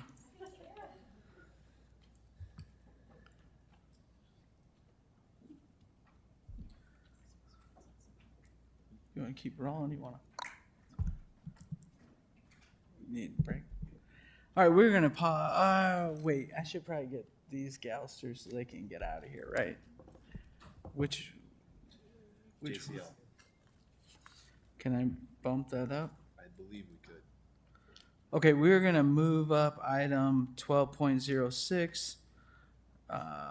We're going to go ahead and discuss that now, and then we'll take a break after that. So this is our annual renewal. Willie, do you have your microphone with you? So we are putting this contract before the board. It's a service that's inside of our district. It provides lots of resources to our students and family. Willie, I'll turn it over to you if you have anything to add. We also have some JCLs with us here tonight if you have any questions before we vote on this at the next meeting. Yeah, the JCLs also support the mediation program that we've had a presentation on, that Dr. Clips led earlier in the year with Scott. Some of the examples of the work is they assist with some truancy pieces. They also support some of the probation services that are out there. They do a number of prevention activities to support kind of a reduction of delinquency. And we each year kind of have maintained this contract, so this is a running piece, just renewal of that contract.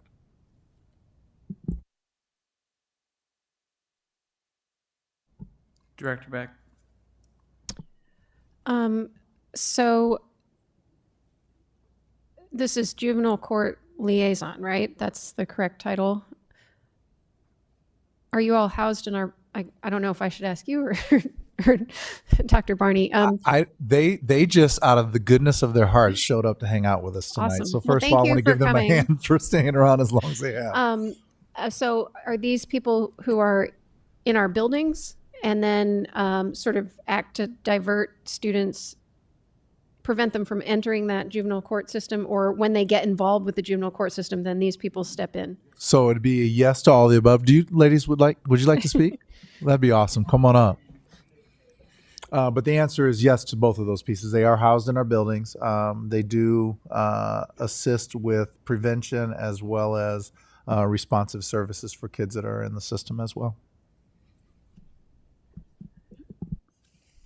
He pretty much said it. Yeah, we work with at-risk students that the school or ourselves consider to be at risk. Maybe they don't attend a lot. They have a lot of behaviors. They get in trouble, a lot of referrals at school. We work with those kids that are considered at risk. Then we also work with kids that are already on probation, try to keep them attending school, get better grades. We work with them on their behaviors. Usually I feel like we just put out fires like every day with these students. Hey, to honor the amount of time that you guys have hung out with us tonight, can you introduce yourselves and let us know what buildings you're at? Yeah, so I'm at Smart Junior High. My name's Courtney Arndt. I'm the JCL there. This has been my third year. Sorry. I'm Alyssa Hurley. I'm at Sublo and Mid City. This will be my second year in the district. Well, I was just going to say, since you're here, thank you so much for what you do. I know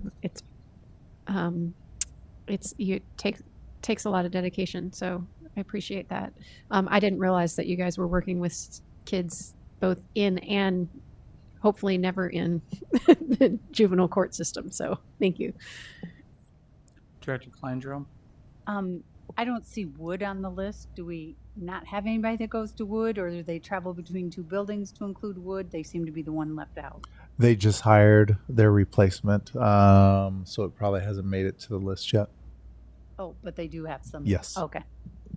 One thing I noticed, I don't know if you can scroll down, but I don't know if I'm like not going to be at Mid City anymore or what they're going to do with that. But I was at Mid City all last year, so I don't know if that's a mistake or gotta keep going all the way down. I think They are still continuing to identify the placements to make sure we're getting the best coverage and service. So you're still there. Yeah. You're still in with us. Thanks.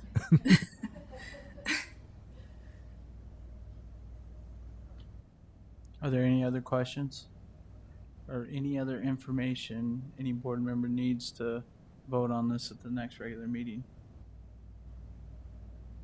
All right. Thank you all very much. Thank you for enduring. And now we're going to take a 5-minute break.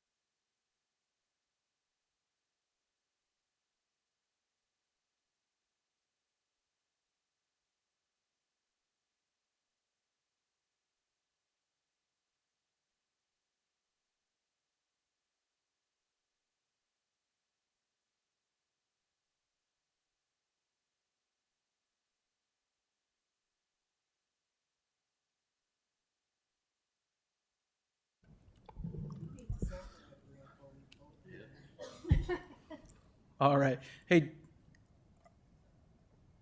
All right, good. We're back live.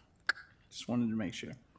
So the next two subjects, we'll just talk about them both. Is that what you want to do? Okay. So we're going to talk about bread and meal pricing.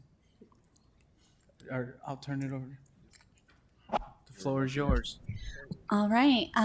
Last year, we had gone out for a formal RFP that bread company is no longer going to be available to provide us bread throughout the school year. So we did another formal RFP this year, and we are recommending to go with Pan of Gold. We have had them previously. Their bid came in at $101,000 versus the other company, which was Bimbo Bakeries. They were not able to provide us preschool-sized bread buns, and their proposal was about $40,000 more.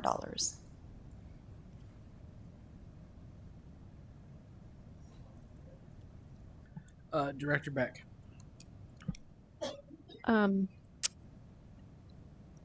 I didn't realize they had to make special preschool sized bread. They can't just cut it in half.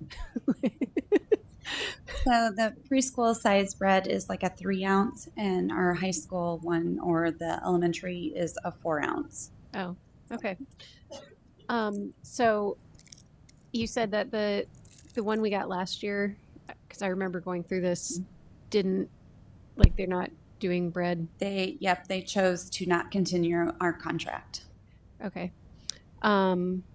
So do you think we'll have to go through this whole RFP process every year? I hope not. Okay. The current RFP is written in such a way that we will be able to continue with a 1-year term to renew it for additional 2 years. Okay. And then have you tasted all the breads? We actually had Pana Gold prior, or when I first started with the school district. That was our bread vendor for multiple years. Okay. Cool. Thanks.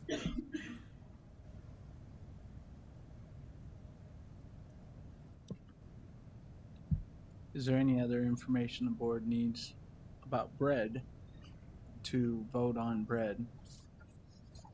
It is a lot of bread to buy bread. All right. All right. Meal pricing. All right. We would like to recommend that we have a 10-cent increase for all meals at all levels for next school year.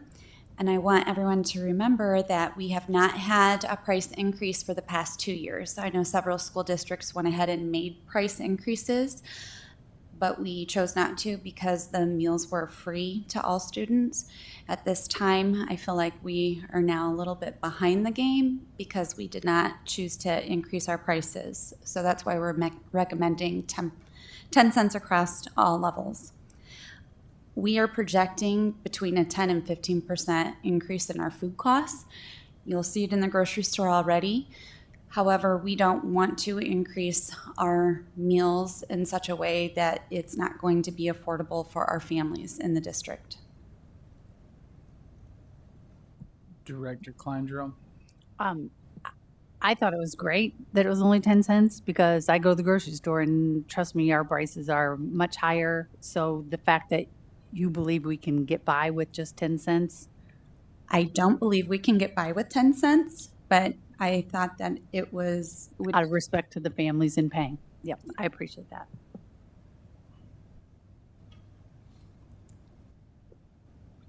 Director Beck. So the meals, I think, aren't all meals free at some schools right now? All meals are free at all schools right now. But this fall, they have removed all the waivers, so we will go back to our normal school year. Okay, and that was all part of COVID relief and everything? Yep. Okay. Absolutely. Great. And 10 cents, yeah, like Director Kleindrum said. Thank you. Director Poston. So is the USDA still going to continue to do subsidizing, or is that gone away? That has been discontinued as well. Okay. Mr. President? Director Potts. If the 10 cents is insufficient to cover costs, how do we make up that difference?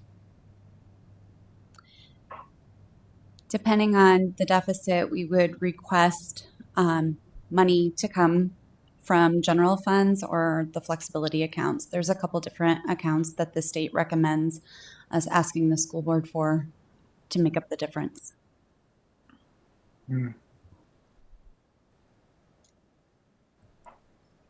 Did you have anything else, Director Potts? No, it just means that there could be a potential shot on the general fund then, right? Potentially. Okay, thank you.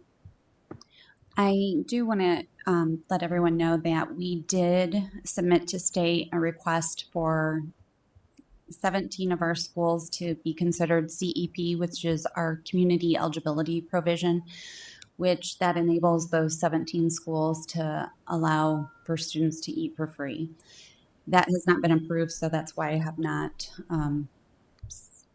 I guess, made that public information yet. That hopefully will happen in the month of July.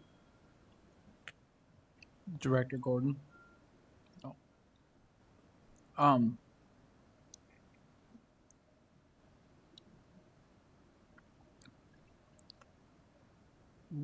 So you said the 10 cents wasn't adequate. I'm just curious. I'm sure you ran the numbers. What would it actually be?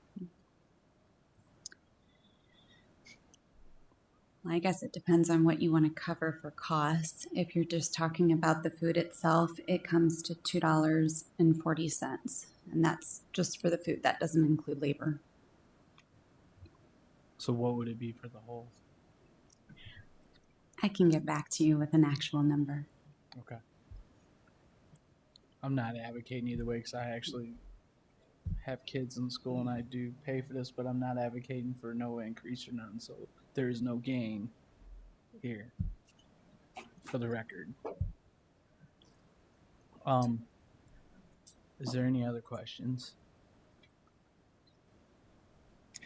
Mr. President? Yes, Director Potts. If the grant or something for the 17 schools that have free meals, who reimburses us? Who pays for the free meals?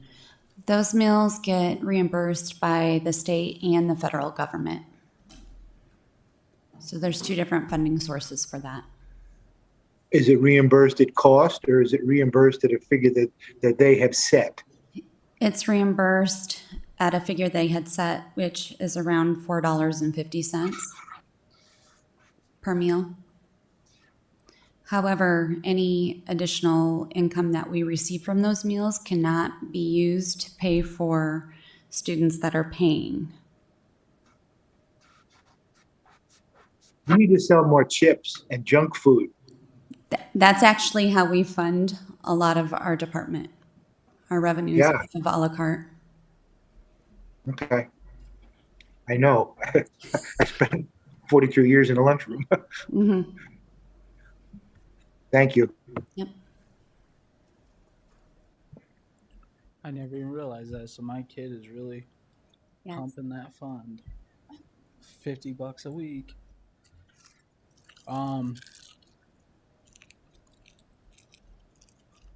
It doesn't look like there's any other question. I would be curious to know the numbers of what it actually should be versus the 10 cents. So that reimbursement that I was talking about for $4.50, that comes into play with that federal regulation for the price lunch equity tool. So the expectation for us is to make sure that our costs are very similar to what we're actually getting reimbursed. So that's why there's a whole another layer of what we are asked to do from a state level for charging. The paid lunch equity tool is not out yet. If you were a positive positive financial standing as of December, then you're not required to do a state increase.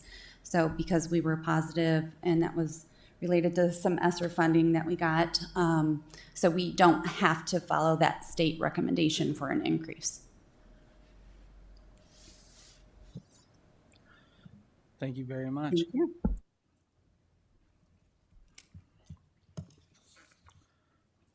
All right, we'll move on to subject 12.04.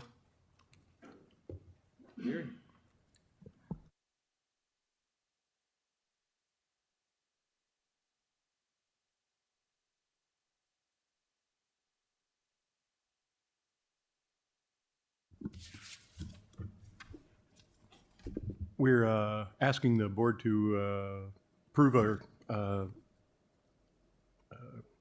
excuse me, I'm sorry about that. We're looking for to notifying the board that we're interested in pursuing a Fortinet firewall upgrade and licensing to the cost of $180,000. This is a really good deal in the terms of we've got to do this. This is important software to making our firewall work the way it needs to keep our kids safe from the internet and that sort of thing. And it's an annual fee of $128,000 that we're doing with this. The company has provided us 3 options, 1-year option and a 3-year option, or just renewing it for the single year. And while it makes sense to get the greatest discount at the 3-year mark, I think it's strategically more appropriate for us to seek out the single year that comes with the hardware purchase. And that single year will give us an additional time while we're waiting for the hardware to come in to replace the hardware that we've currently got. I'm expecting prices to go up across the board as we're all experiencing supply chain issue problems and inflation as well. So I think this is a good opportunity for us to make a good move towards securing this product for the next 3 years at a discounted price. Hardware-wise, that is 3 years. We're asking for a single year that comes with it, and then the additional time that is provided during the time period between purchasing the product and actually getting it. We're expecting about a 25% discount in our costs doing that. It looks like optimistically 4 months, it might be a little light too, because we're hearing the companies kind of going, maybe we give too good an offer here because it may be 6 to 8 months before we actually get the hardware, and that'll be all gratis time on the software. So I think it's a really good move for us at this time. Director Beck. So basically, it'll take 6 to 8 months potentially to get the hardware, and then we have essentially 4 months of getting it installed. Is that? So our current hardware isn't actually out of function at this point. We've got about another year's life on it, but they're offering to upgrade us at this point in time for whatever sales reasons or whatever. And it's a good opportunity for us because we're not at a pressure point where we have to buy that software at this point in time. The hardware would be much more expensive if we did have to do that. So buying it as a bundled hardware package from them and getting the expansion of when we actually get the hardware is when our contract starts. That gives us free software over that time period. So it's a win-win opportunity for us, I think. Director Klein-Jerome. You say the greatest discount comes at 3 years, but we're only looking at 1. Explain to me why we're not going 3. Well, it's an additional $100,000.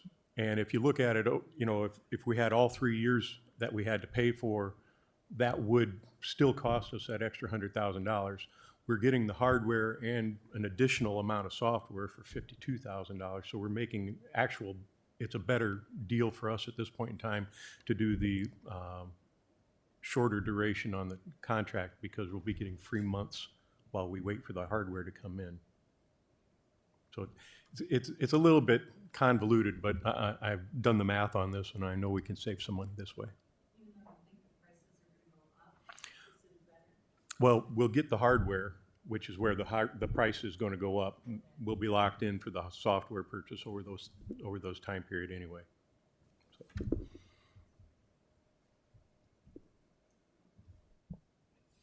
Any other questions? I think it's good that you're doing this because 6 months is generous because a lot of companies are out 8 months to a year. So, right. Especially if we have a year left, I think it's good to. I always hate to overstate it. Yeah. All right. Thank you. Thank you. All right. Subject 12.05. Huddle request for West High School.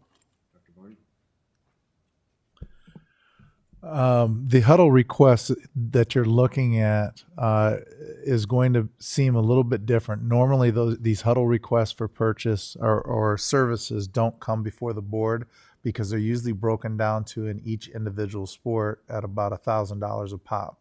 And so you normally don't see them. West High was intentional this year in which they bulked all of their athletics underneath one purchase and did a 3-year service agreement with it. And so you're seeing it now because it's every sport all together for a multi-year, and that's why you're seeing it. So the other buildings in the past have been doing individual sport by sport agreements.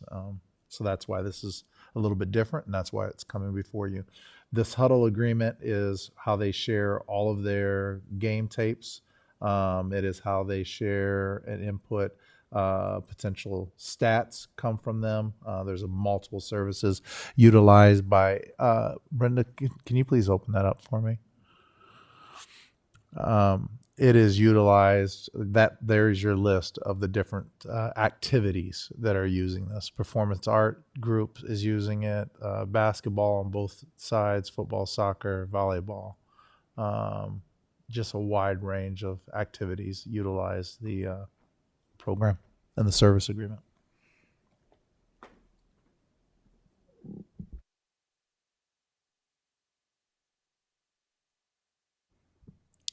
I'm probably the only one sitting here that's actually ever used it and knows exactly what you're talking about.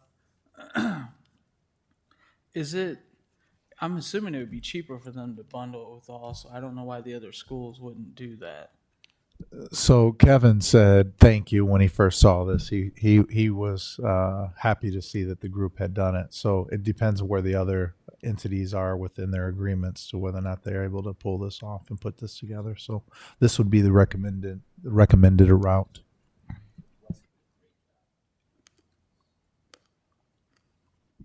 Director Poston? So this isn't equipment, right? It's just to, like you said, the game tapes, stats. Yeah, it's their subscriptions. Yep. Okay. So it has nothing to do with equipment. Yeah, the breakdown is there, and it actually even gives for the windows of time that each agreement is in place. And so this is not to install any equipment anywhere to do anything along those lines. What's huddle stand for?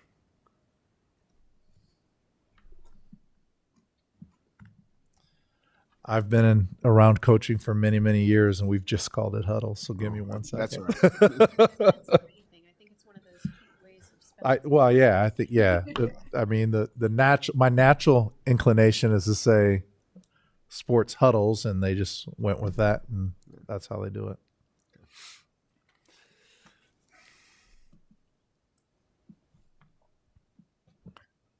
Does anyone have any other questions or require any other information to feel comfortable doing this? I would love to see the other schools do the bundle too, because it's probably way more bang for your buck. All right.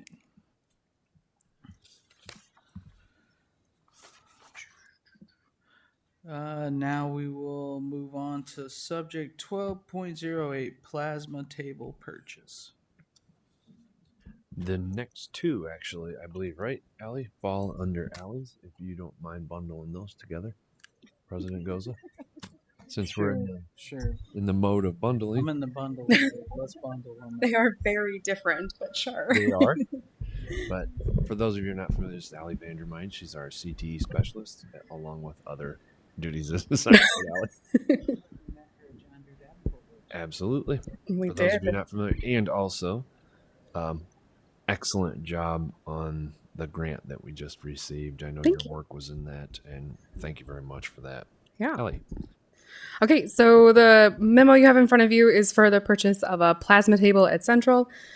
This equipment is in place at both West and North, so this is just a replacement of a broken table at Central. The table that we had selected is going to be big enough for a full sheet of sheet metal. which we wanted to make sure was true. If we had to cut down full sheets, it starts to get more expensive in consumables. So we wanted to ensure that the plasma table selected is big enough.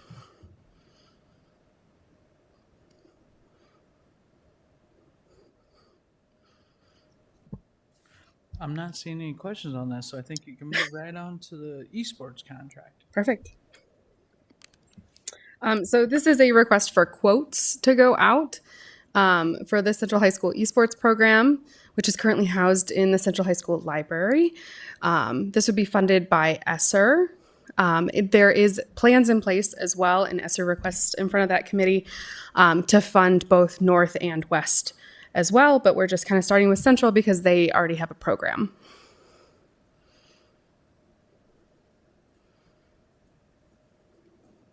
I think you're gonna get a lot of questions. That's okay. Director Beck. Why are esports funded by ESSER money?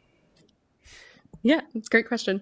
So esports are specifically in this case, especially, it's really a connection with the students as and the staff, bringing them together to ensure that kids are engaging in school. It's also a place for that social emotional learning that happens during that engagement. And there's a lot of nutritional learning that happens as well. The esports program has worked with a nutritionist out of Grandview University about fit gaming and ensuring that students are really a part of a whole health program with this program. And so we put it under ESSER just because it is a way for students to engage both online and within the building and bringing them back to the building. Throughout the pandemic, engagement in activities, students being engaged, this is an excellent opportunity to provide those opportunities to our students. Also, this did go through our ESSER committee. So Kevin, if you would like to add on to that. Yeah, I think the biggest thing that caught our attention is there's an underserved part of the population, and part of ESSER is to provide services to underserved populations, and this smacks right in the middle of that. So that's what caught the ESSER committee's attention as part of why it could be ESSER funded. To add to that, talk about how many students are receiving scholarships coming out of this program this year. Sure. So for a little bit of background information, I was the one who started this program at Central. I started it back in 2018, in the spring of 2018, and it's kind of built along as we've gone. Of the seniors who have graduated out of my program, 100% of them have received college scholarships. Many of them have taken up those college scholarships. As of this year, we surpassed $1.2 million in college scholarships offered to our students. I kind of stopped keeping track after that, to be really honest with you, because there was a couple more that rolled in after that. Well, thank you very much for making sure that there's a whole health thing to it. Because I do appreciate that. Yeah, there's an app for that. Oh, there's an app for that. Yeah. But thank you. And that makes total sense now that you guys kind of explain the engagement point of it. So appreciate it. Director Potts. Mr. President? Oh, hey. Actually, go ahead, Director Potts. What are they getting scholarships for? To go play esports at college, and 2 of them are actually streaming. So they are like the commentators that go along with the esports experience. So broadcasting is what they're majoring in. Okay. It seems to me kids spend too much time looking at computers and playing games. It is a really great experience for those students to feel like they're positively engaging with their school, as well as we do a lot of learning around sometimes you need to shut off the machine and recharge your brain.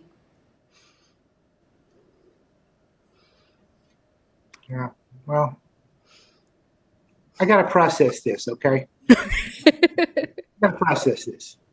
Sports were like you did that stuff outside. I realize this is new stuff, but it's just, I don't know. Not a lot of physical activity.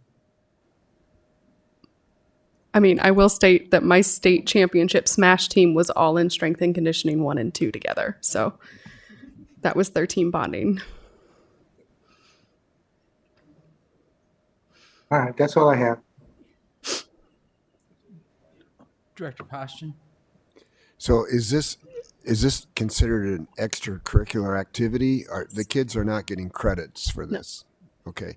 So how are they making use of their time, you know, or how do they get to the central library to do this while they're trying to, you know, go to all their other classes? What are they doing? What's the process? So this is an after school activity, just like basketball or football is. Okay. So you would consider it an extracurricular activity? Yes. Okay. Mr. Flynn, what do you think about the esports at Central? I think it's engaged a lot of students that otherwise would have been completely unengaged in their school experience. So it's just like getting involved in a regular school sport. It is tapping into the students' interests where they are instead of where we maybe have always thought they should be. Does it become a distraction from the? It has not, and I think that's been due in large part to the people who are overseeing the program. And quite frankly, Allie has done a great job of holding those students to a very high standard academically, attendance-wise, all those things. So it's just like any other sport. I mean, you look at the academics and, hey, Yes. if you're not Every keeping week. your academics up, you're not going to participate. Correct. Is that true? Yeah, we check their grades every week. We also talk to their teachers about behaviors as well. So if they're misbehaving in class, they don't play that week. And as someone whose office is right next to the lab, the only person that it distracts is me, but I'm okay with that because they are out there having so engaged, having so much fun. When I walk out and see them, they are fully in it. And I'm probably speaking in a generality, but they're kids that typically might not have had that social connection. So I see a real positive in that too, of kids interacting with one another that may not have had opportunities or felt comfortable doing that in another setting. Director Kleindrum? How many students are involved? 150 were this year. What? I had on my unique students on my roster. Director Gordon? Okay, forgive my ignorance because when I hear the word sports, my brain just like fizzles. I don't know what happens. But is this like, are they playing sports in the games? And then also, is robotics something different? And is that a thing at Central too? Robotics is something different. They do have a robotics team at Central as well as West. Esports is competitive video games. We play as a member of the Iowa High School Esports Association against other Iowa high schools. Thank you. That helps. My brain just was like, did you guys have a booth at the freshman orientation? Yep.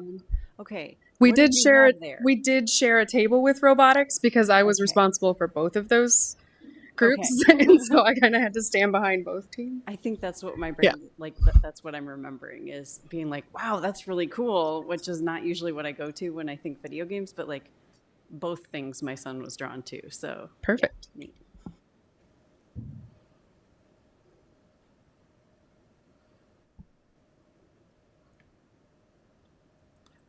It is a huge thing. I mean, they even have it on ESPN in the morning sometimes and go over it a lot. Yeah, oh yeah. I mean, you even get some of the big time stars that are sitting there talking about it and stuff. It's the new thing.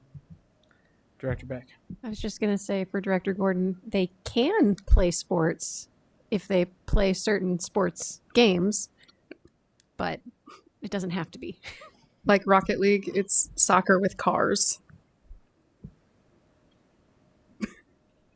Can I also just say, I looked on both the district page and Central's page, and I tried searching esports with and without a dash, and there's no results. So we should fix that. Mike.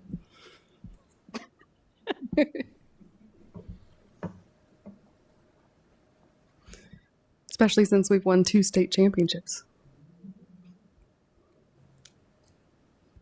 What What Mr. President? Oh, yep, Director Potts. Okay, I'm really out of touch with this stuff.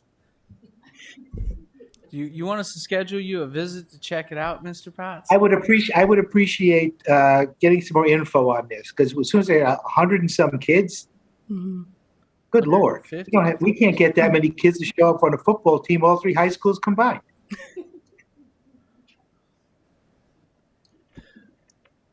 Superintendent Schneckler. So there was a special that aired on, I think it was it CBS about a month ago that directly went into this.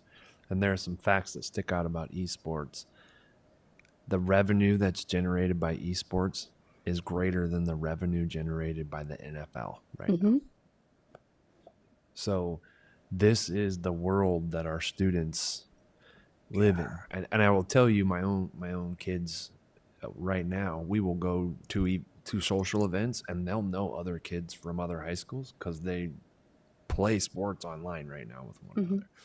And so that anywhere we can get students engaged, I will tell you, one of our directors had a mentor at the elementary school, and when this kid found out that the track that this student is on has an esports team, immediately re-engaged, and all of a sudden the outcomes for that student began to immediately improve.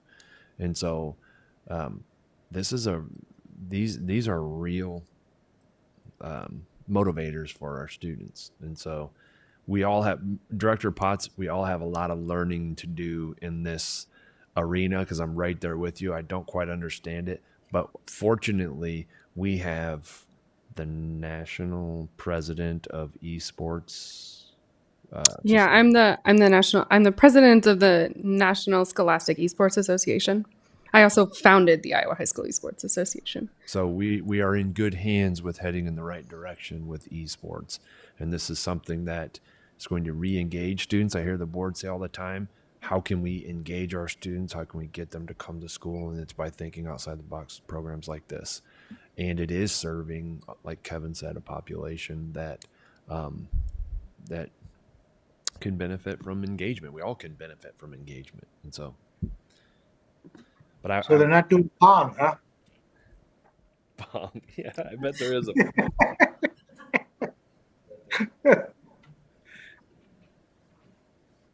Okay. I appreciate gaining this information. Director Hayes. Director Potts, I understand your frustration. I think what Superintendent Sneckloff was referring to was about a month ago on NBC. Willie Geist did a segment on it. And he talked about all the positive results. And I was just flabbergasted by all the kids, what they had to say and what he had to say about it. And especially just floored when he talked about the money and scholarships that was given away for these esports champions. So I think it's an awesome deal, especially for the shy, sheltered children that wouldn't necessarily interact with other students. This is something where you're on your own, but you're with the team, so you're still a part of something. So I think it's a great idea. Director Beck. I'm wondering if maybe, I know I saw you write something down in your book about the website. Can we get a presentation on esports or something like that so that, come fall, like get people excited, get it in the paper? I don't know. I mean, it's a big deal. The fact that you are president of the National, what is it, High School Esports Association? Scholastic Esports. Scholastic Esports Association. That's fantastic. And congratulations. Thank you. Thank you for doing that.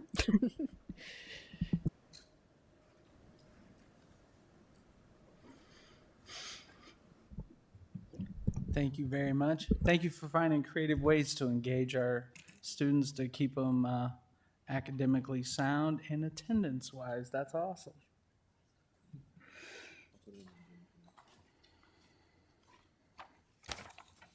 All right, we are on to subject 12.10, challenge the change. I'll turn it over to Dr. Klipsch.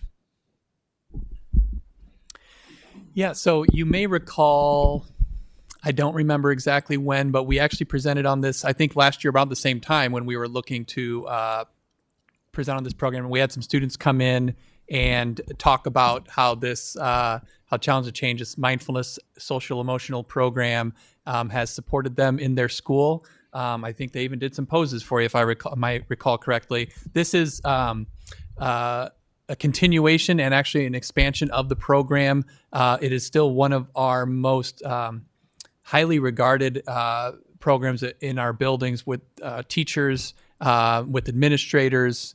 And so this, now that we are back into more of a routine of in-person learning, this allows for more of the live sessions where they come in, the Challenge to Change staff come in once a month and have an opportunity to go into each classroom to model for the teachers in the classroom. And then there's an online component that the teachers can use when they are not, when they don't have that person in there doing that for them. And it also allows for in-service onboarding and staff social emotional learning. We know more than ever, our educators and our staff in our buildings need also these opportunities for self-care, and this is rolled into this program. So this is, again, just a continuation with expansion of our current program taken out of our Title II programs.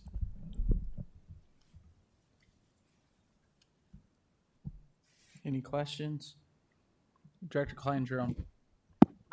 Walcott Elementary is not included on this list. Is that on purpose or is it just an oversight?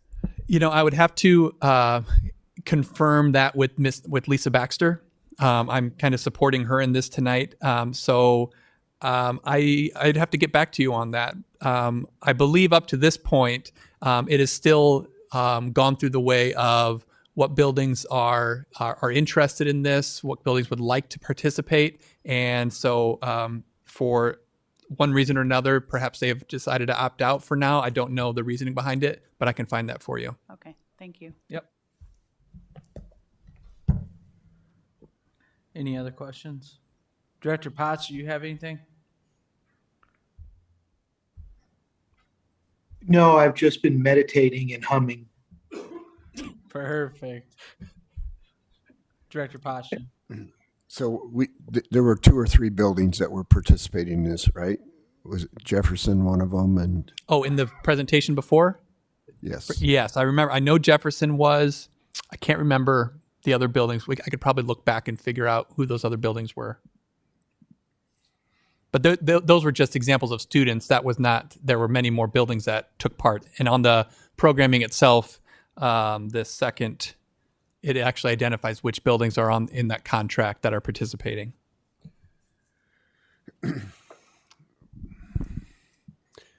Again, I'm not up to speed on some of this, but I look at this, could this money be more wisely spent somewhere else? You're talking about the stress factor that students and teachers have in the classroom.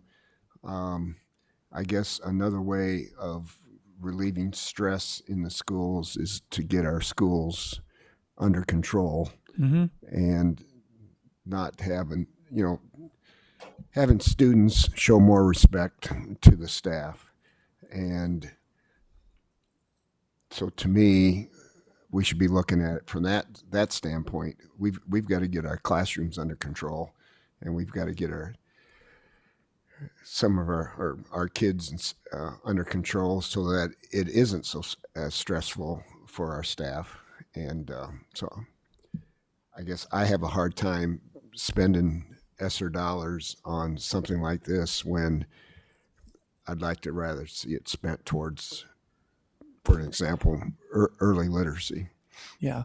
Well, to clarify, this is not ESSER dollars. This is through our title funded dollars or Title II. So that's just a clarification. And I don't disagree with you. I think that this, I don't think it's an either or, that we do this or that. I think the goal that you said of a safe and supportive environment and respect and all that goes hand in hand with with this work. So I think both of those layered on top of each other help to reach out to the goal that we all have for our kids and our schools.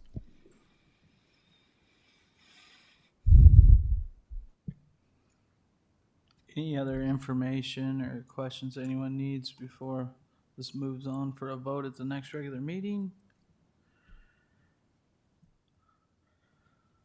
Seeing none, we'll move on to subject 12.11, Infinite Campus Contract Extension. Kevin? Yes. If you all recall, Infinite Campus is our second largest used software behind our financial package, but it's probably the most important software that we can have. This is our database for everything student. So this is a renewal of that student database. The Tableau is the mining, the tool mining to get the statistics that everyone sees on a regular basis. So Tableau and Infinite Campus work hand in hand. So this is just the 1-year renewal for Infinite Campus. Director Beck? Would it be financially beneficial to package a couple years together? Because I know this isn't something that we would change, anytime soon, as it's so deeply integrated into what we do. Would we get financial benefit out of a 2-year contract instead of a 1-year, or does it really matter? They will only do 1 year at a time. Okay. Hey, that works. Director Kleindrum? Have we ever looked, is there something better out there, bigger, better? We've had Infinite Campus a very long time, I know. There are only 2 players in this game. It's Power School, Infinite Campus, and going from one to the other, we'll take over a year to assess those. But Infinite Campus, I've had both as a staff member and as a parent. And Infinite Campus, in my perspective, is much better than Power School. Okay.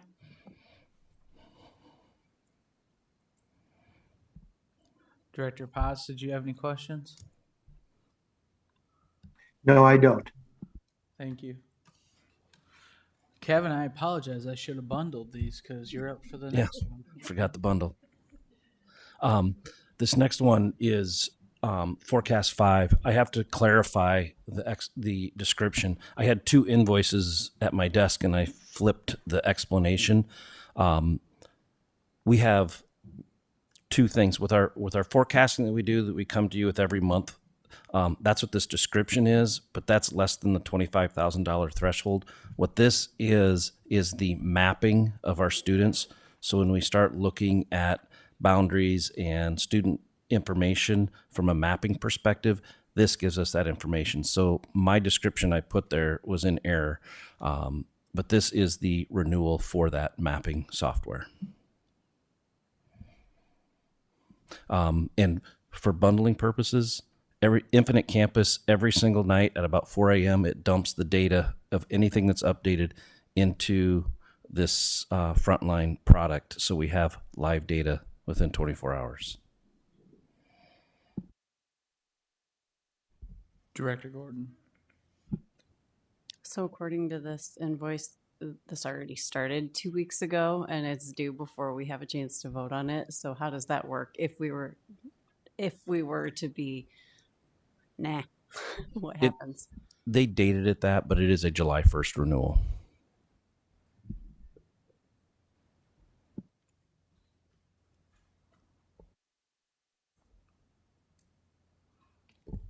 That one doesn't generally happen too often because the board members do hammer down on that. Any other questions? Director Kleindrum.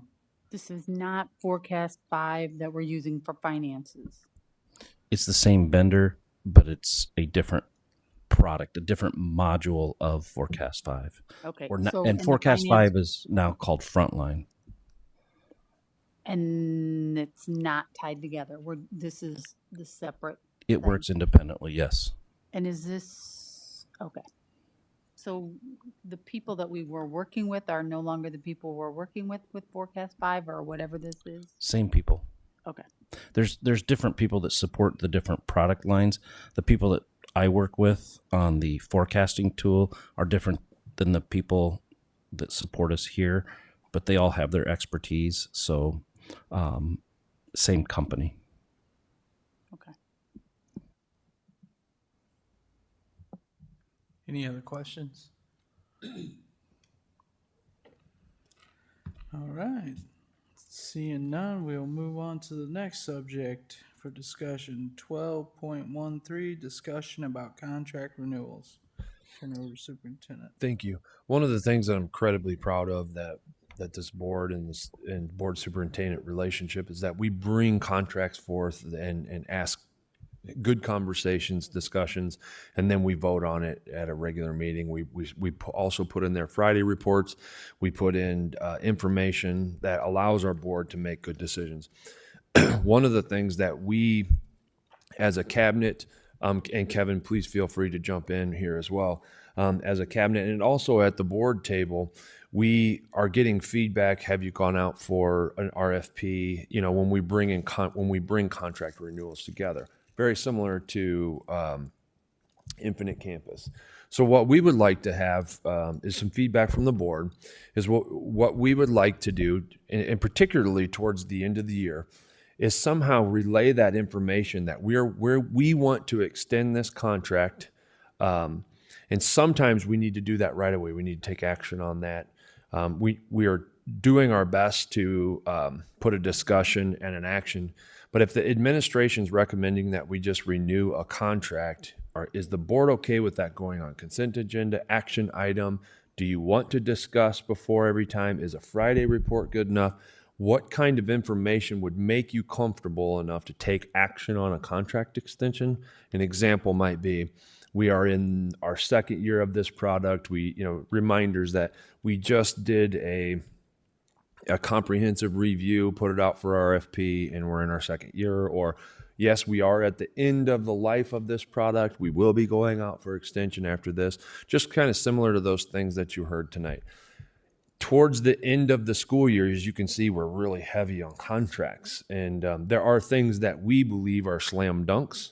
And then there are things that, we should probably discuss that. And so I wanted to get some feedback from the board before, as we're winding up this contract renewal season, just to kind of see where you guys were on that kind of information. So that's kind of where we're coming from. Any points to clarify there, Kevin? Yeah, your points are great. The things to consider would be, if you don't want to do it in a format where it's a cabinet board meeting, what would an alternative be? For example, if you said, hey, if you briefed the finance committee on some of the items, maybe it would be something, if it's a renewal of a contract and it's less than 3% increase or a 5% increase or something like that, where you'd be comfortable still being informed and still approving, but not having to go through 1 week as a cabinet, the next week at a board meeting, and 2 weeks later as approval. You're putting together over a month's time to get contracts pushed through and approved. But I do think we need the point of being able to inform the board for approval. It's just trying to speed up that front end process.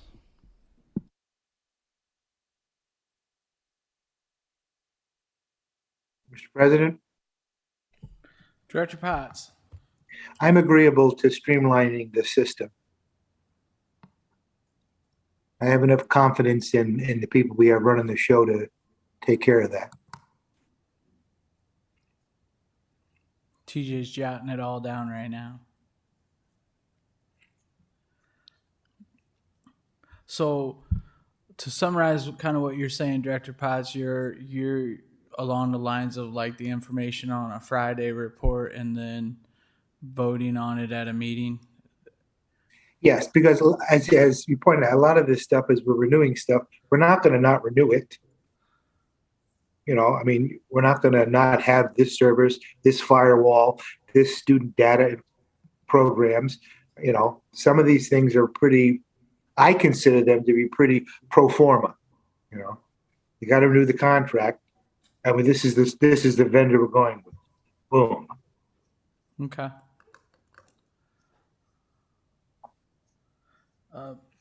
Director Hayes. I would be okay with the Friday report as long as there were no significant changes. Director Gordon. I would also be okay with the Friday report with the caveat that anything involving people, like the juvenile court services, the SRO, things like that, that we still have an opportunity to discuss those with ample time before we have to vote on them.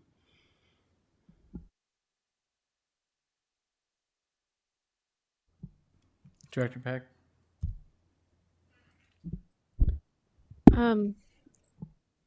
Yeah, I think I'm okay with a Friday report if it's something that we're just renewing, and we're not gonna, like Infinite Campus or whatever. I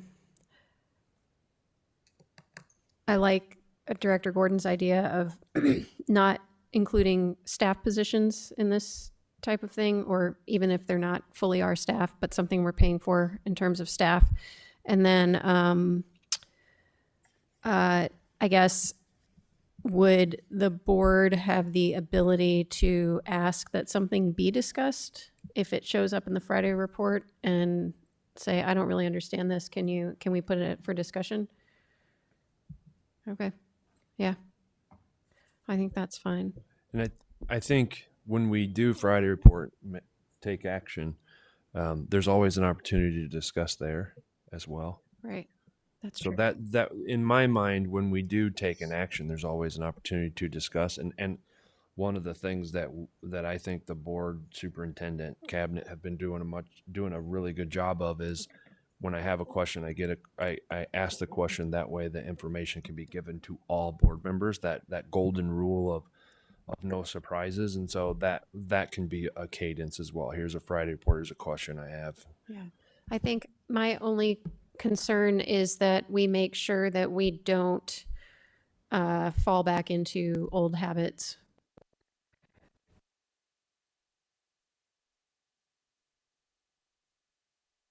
Oh, now it is.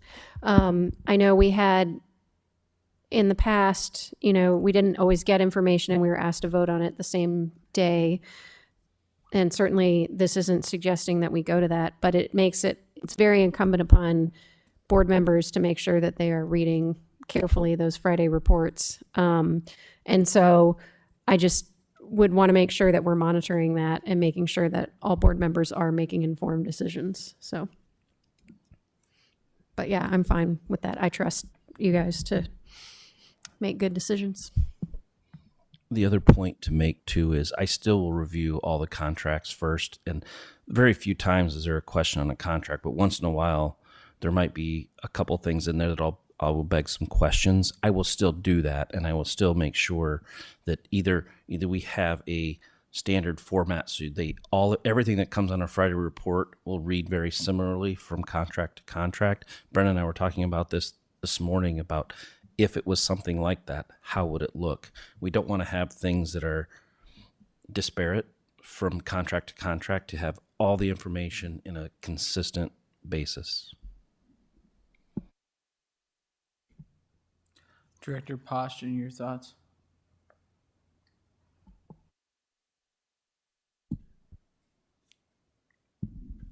Well, again, I think we just need to be careful that we don't get into old habits. I mean, we've been doing this for maybe a year now. And before that, it was kind of chaos. And there's some things that come before us that, for an example, the huddle. When I read that, I didn't know what the hell it was, So, it's some of those things. And then also, I'd like to get the feedback from the presenters, and a little bit more explanation. Now, that all takes a lot of people's time, and, time is precious.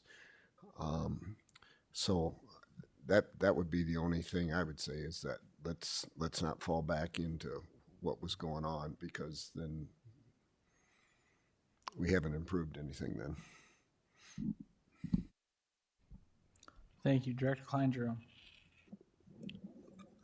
I do agree with Kent. I don't want to just be rubber stamping something. So I want to be careful there. Um, I am one that reads every little detail of it. And Friday reports are nice, but sometimes I don't get to them till after the work hours. And then if my question gets answered not till Monday, I can't always look at it Monday.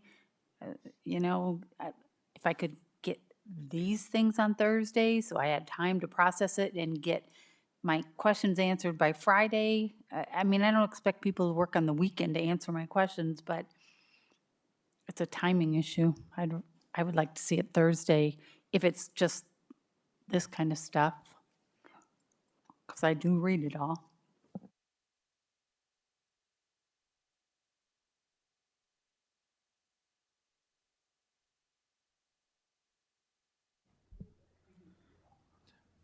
I'm kind of along the lines of Director Klein Jerome. I think if it's something that comes up, it doesn't even have to be on a Friday. If it's like a Monday or something, you know about it, shoot an email out, hey, this is what's coming up. Are there any questions? And then if there's multiple questions, then we should do a discussion on it and stuff like that. Because again, I'm just a construction guy, so some of this stuff I've caught up to it after a few years. I definitely knew the huddle thing. I've been messing with that for a few years. It's a pretty awesome app, but I think more information is good. Some of the stuff, I mean, I felt like we had people sat around here to have a discussion with us, and it was just things that we were just boom, boom, boom. But other things we do need to have discussions on for sure. So That's very helpful to me. did you get all the feedback you need? Yeah, I did. And I think that our team can navigate that. So as we are learning this cadence of how we're moving forward, I think there are things like if we, an example, if I were to put on a Friday report, Infinite Campus is an integral part of how we're moving. We reviewed it. We don't think it's necessary to move forward. The price is good. This is going to be on an action item for approve. Any questions? There are things on here that, like the esports, definitely needs a discussion, and so I think I have the information to navigate that now better. And I know that you guys will give me feedback if not. And specifically, we're talking about the contract extension time, to where our team is trying diligently to put together presentations for the discussion and for and you can see some people are staying late at night for something that is just kind of a slam dunk. And so I just want to make sure to be equitable or, mindful of their time. And I've got the feedback that I need here. So thank you for allowing the time on the board meeting to discuss. Here's some more feedback for you. You used Infinite Campus as an example. There's only 2 systems, right? So if that would have been in there and said, hey, these are the 2 systems, it would take, what'd you say, Kevin, a year to integrate the next one? I think that's helpful too. Hey, it's going to take a year to do this and this many hours and things like that. I think that helps if, we know there's, because I know we've asked a few different times on some other things, hey, how many different providers are there and stuff like that. So I think that helps too. Thank you. Director Passion? Well, this would be another example. You look at the discussion items and you look at the bread bid. Okay. All right. So do we need to be discussing that? But then when she brings up that we're raising it 10 cents and that's not going to cover our cost, then maybe there should be discussion on that. And that's just one example. But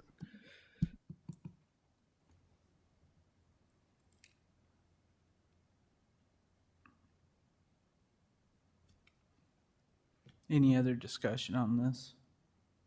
Director Potts? I was just going to say, we can try this for a while and see if it works. And if it's not working or we're not comfortable with it, we can go back to doing things the way we're doing them now.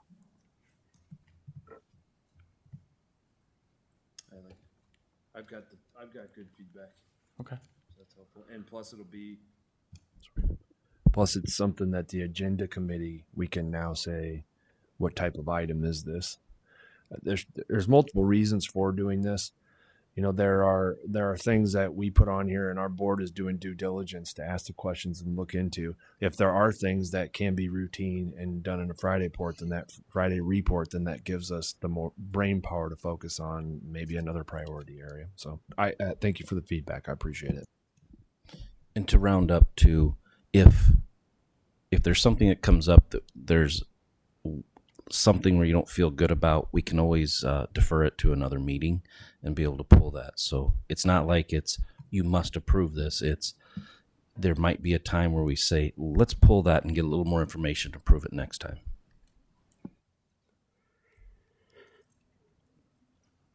All right.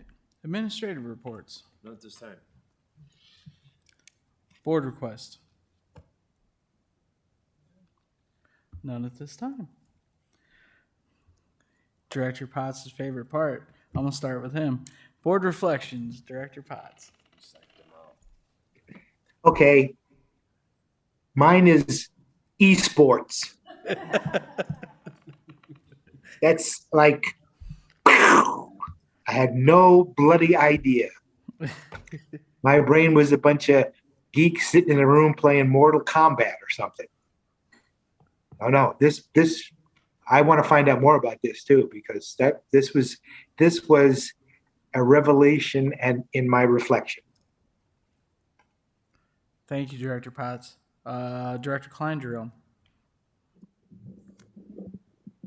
It's nice to see that we just don't think of ourselves just as a district. The Impact Life Blood Center, I mean, our staff, our students are looking at our community. We're not just tight in there. And the Lions Club as well. We are focused, yes, on our students, but also working with the Lions Club on this. I also, the eSport, $1.2 million in scholarships. I'm like, whoa, that's big time to play video games. So it's not just video games. I mean, they're getting scholarships for that. I'm with Director Potts. I was like, wow, that's a cool thing. Director Postian. I second what Karen just said.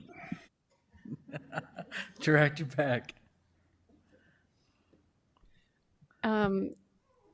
Yeah, mine was the two presentations we got demonstrating the power of community and the fact that we are a district, but we're also part of a broader community. And it reminded me to go make a blood donation this week because I'm due up. Thank you. Director Hayes. Actually, my blood donation is tomorrow, so I'm an active part of that. But I enjoyed the presentation as well as the in-depth discussion that we had regarding the data. I'm always excited to see how the kiddos are progressing. And with this 95%, I'm just kind of excited for the 3-year span to see how that impacts the students. So it's always nice to have updates on that. Thank you, Director Gordon. The school lunch funds. So that is just sticking in my head that because we've gotten so accustomed to meals being free, and so recognizing that that's not happening this year and knowing that she's willing to keep prices low for our students is awesome.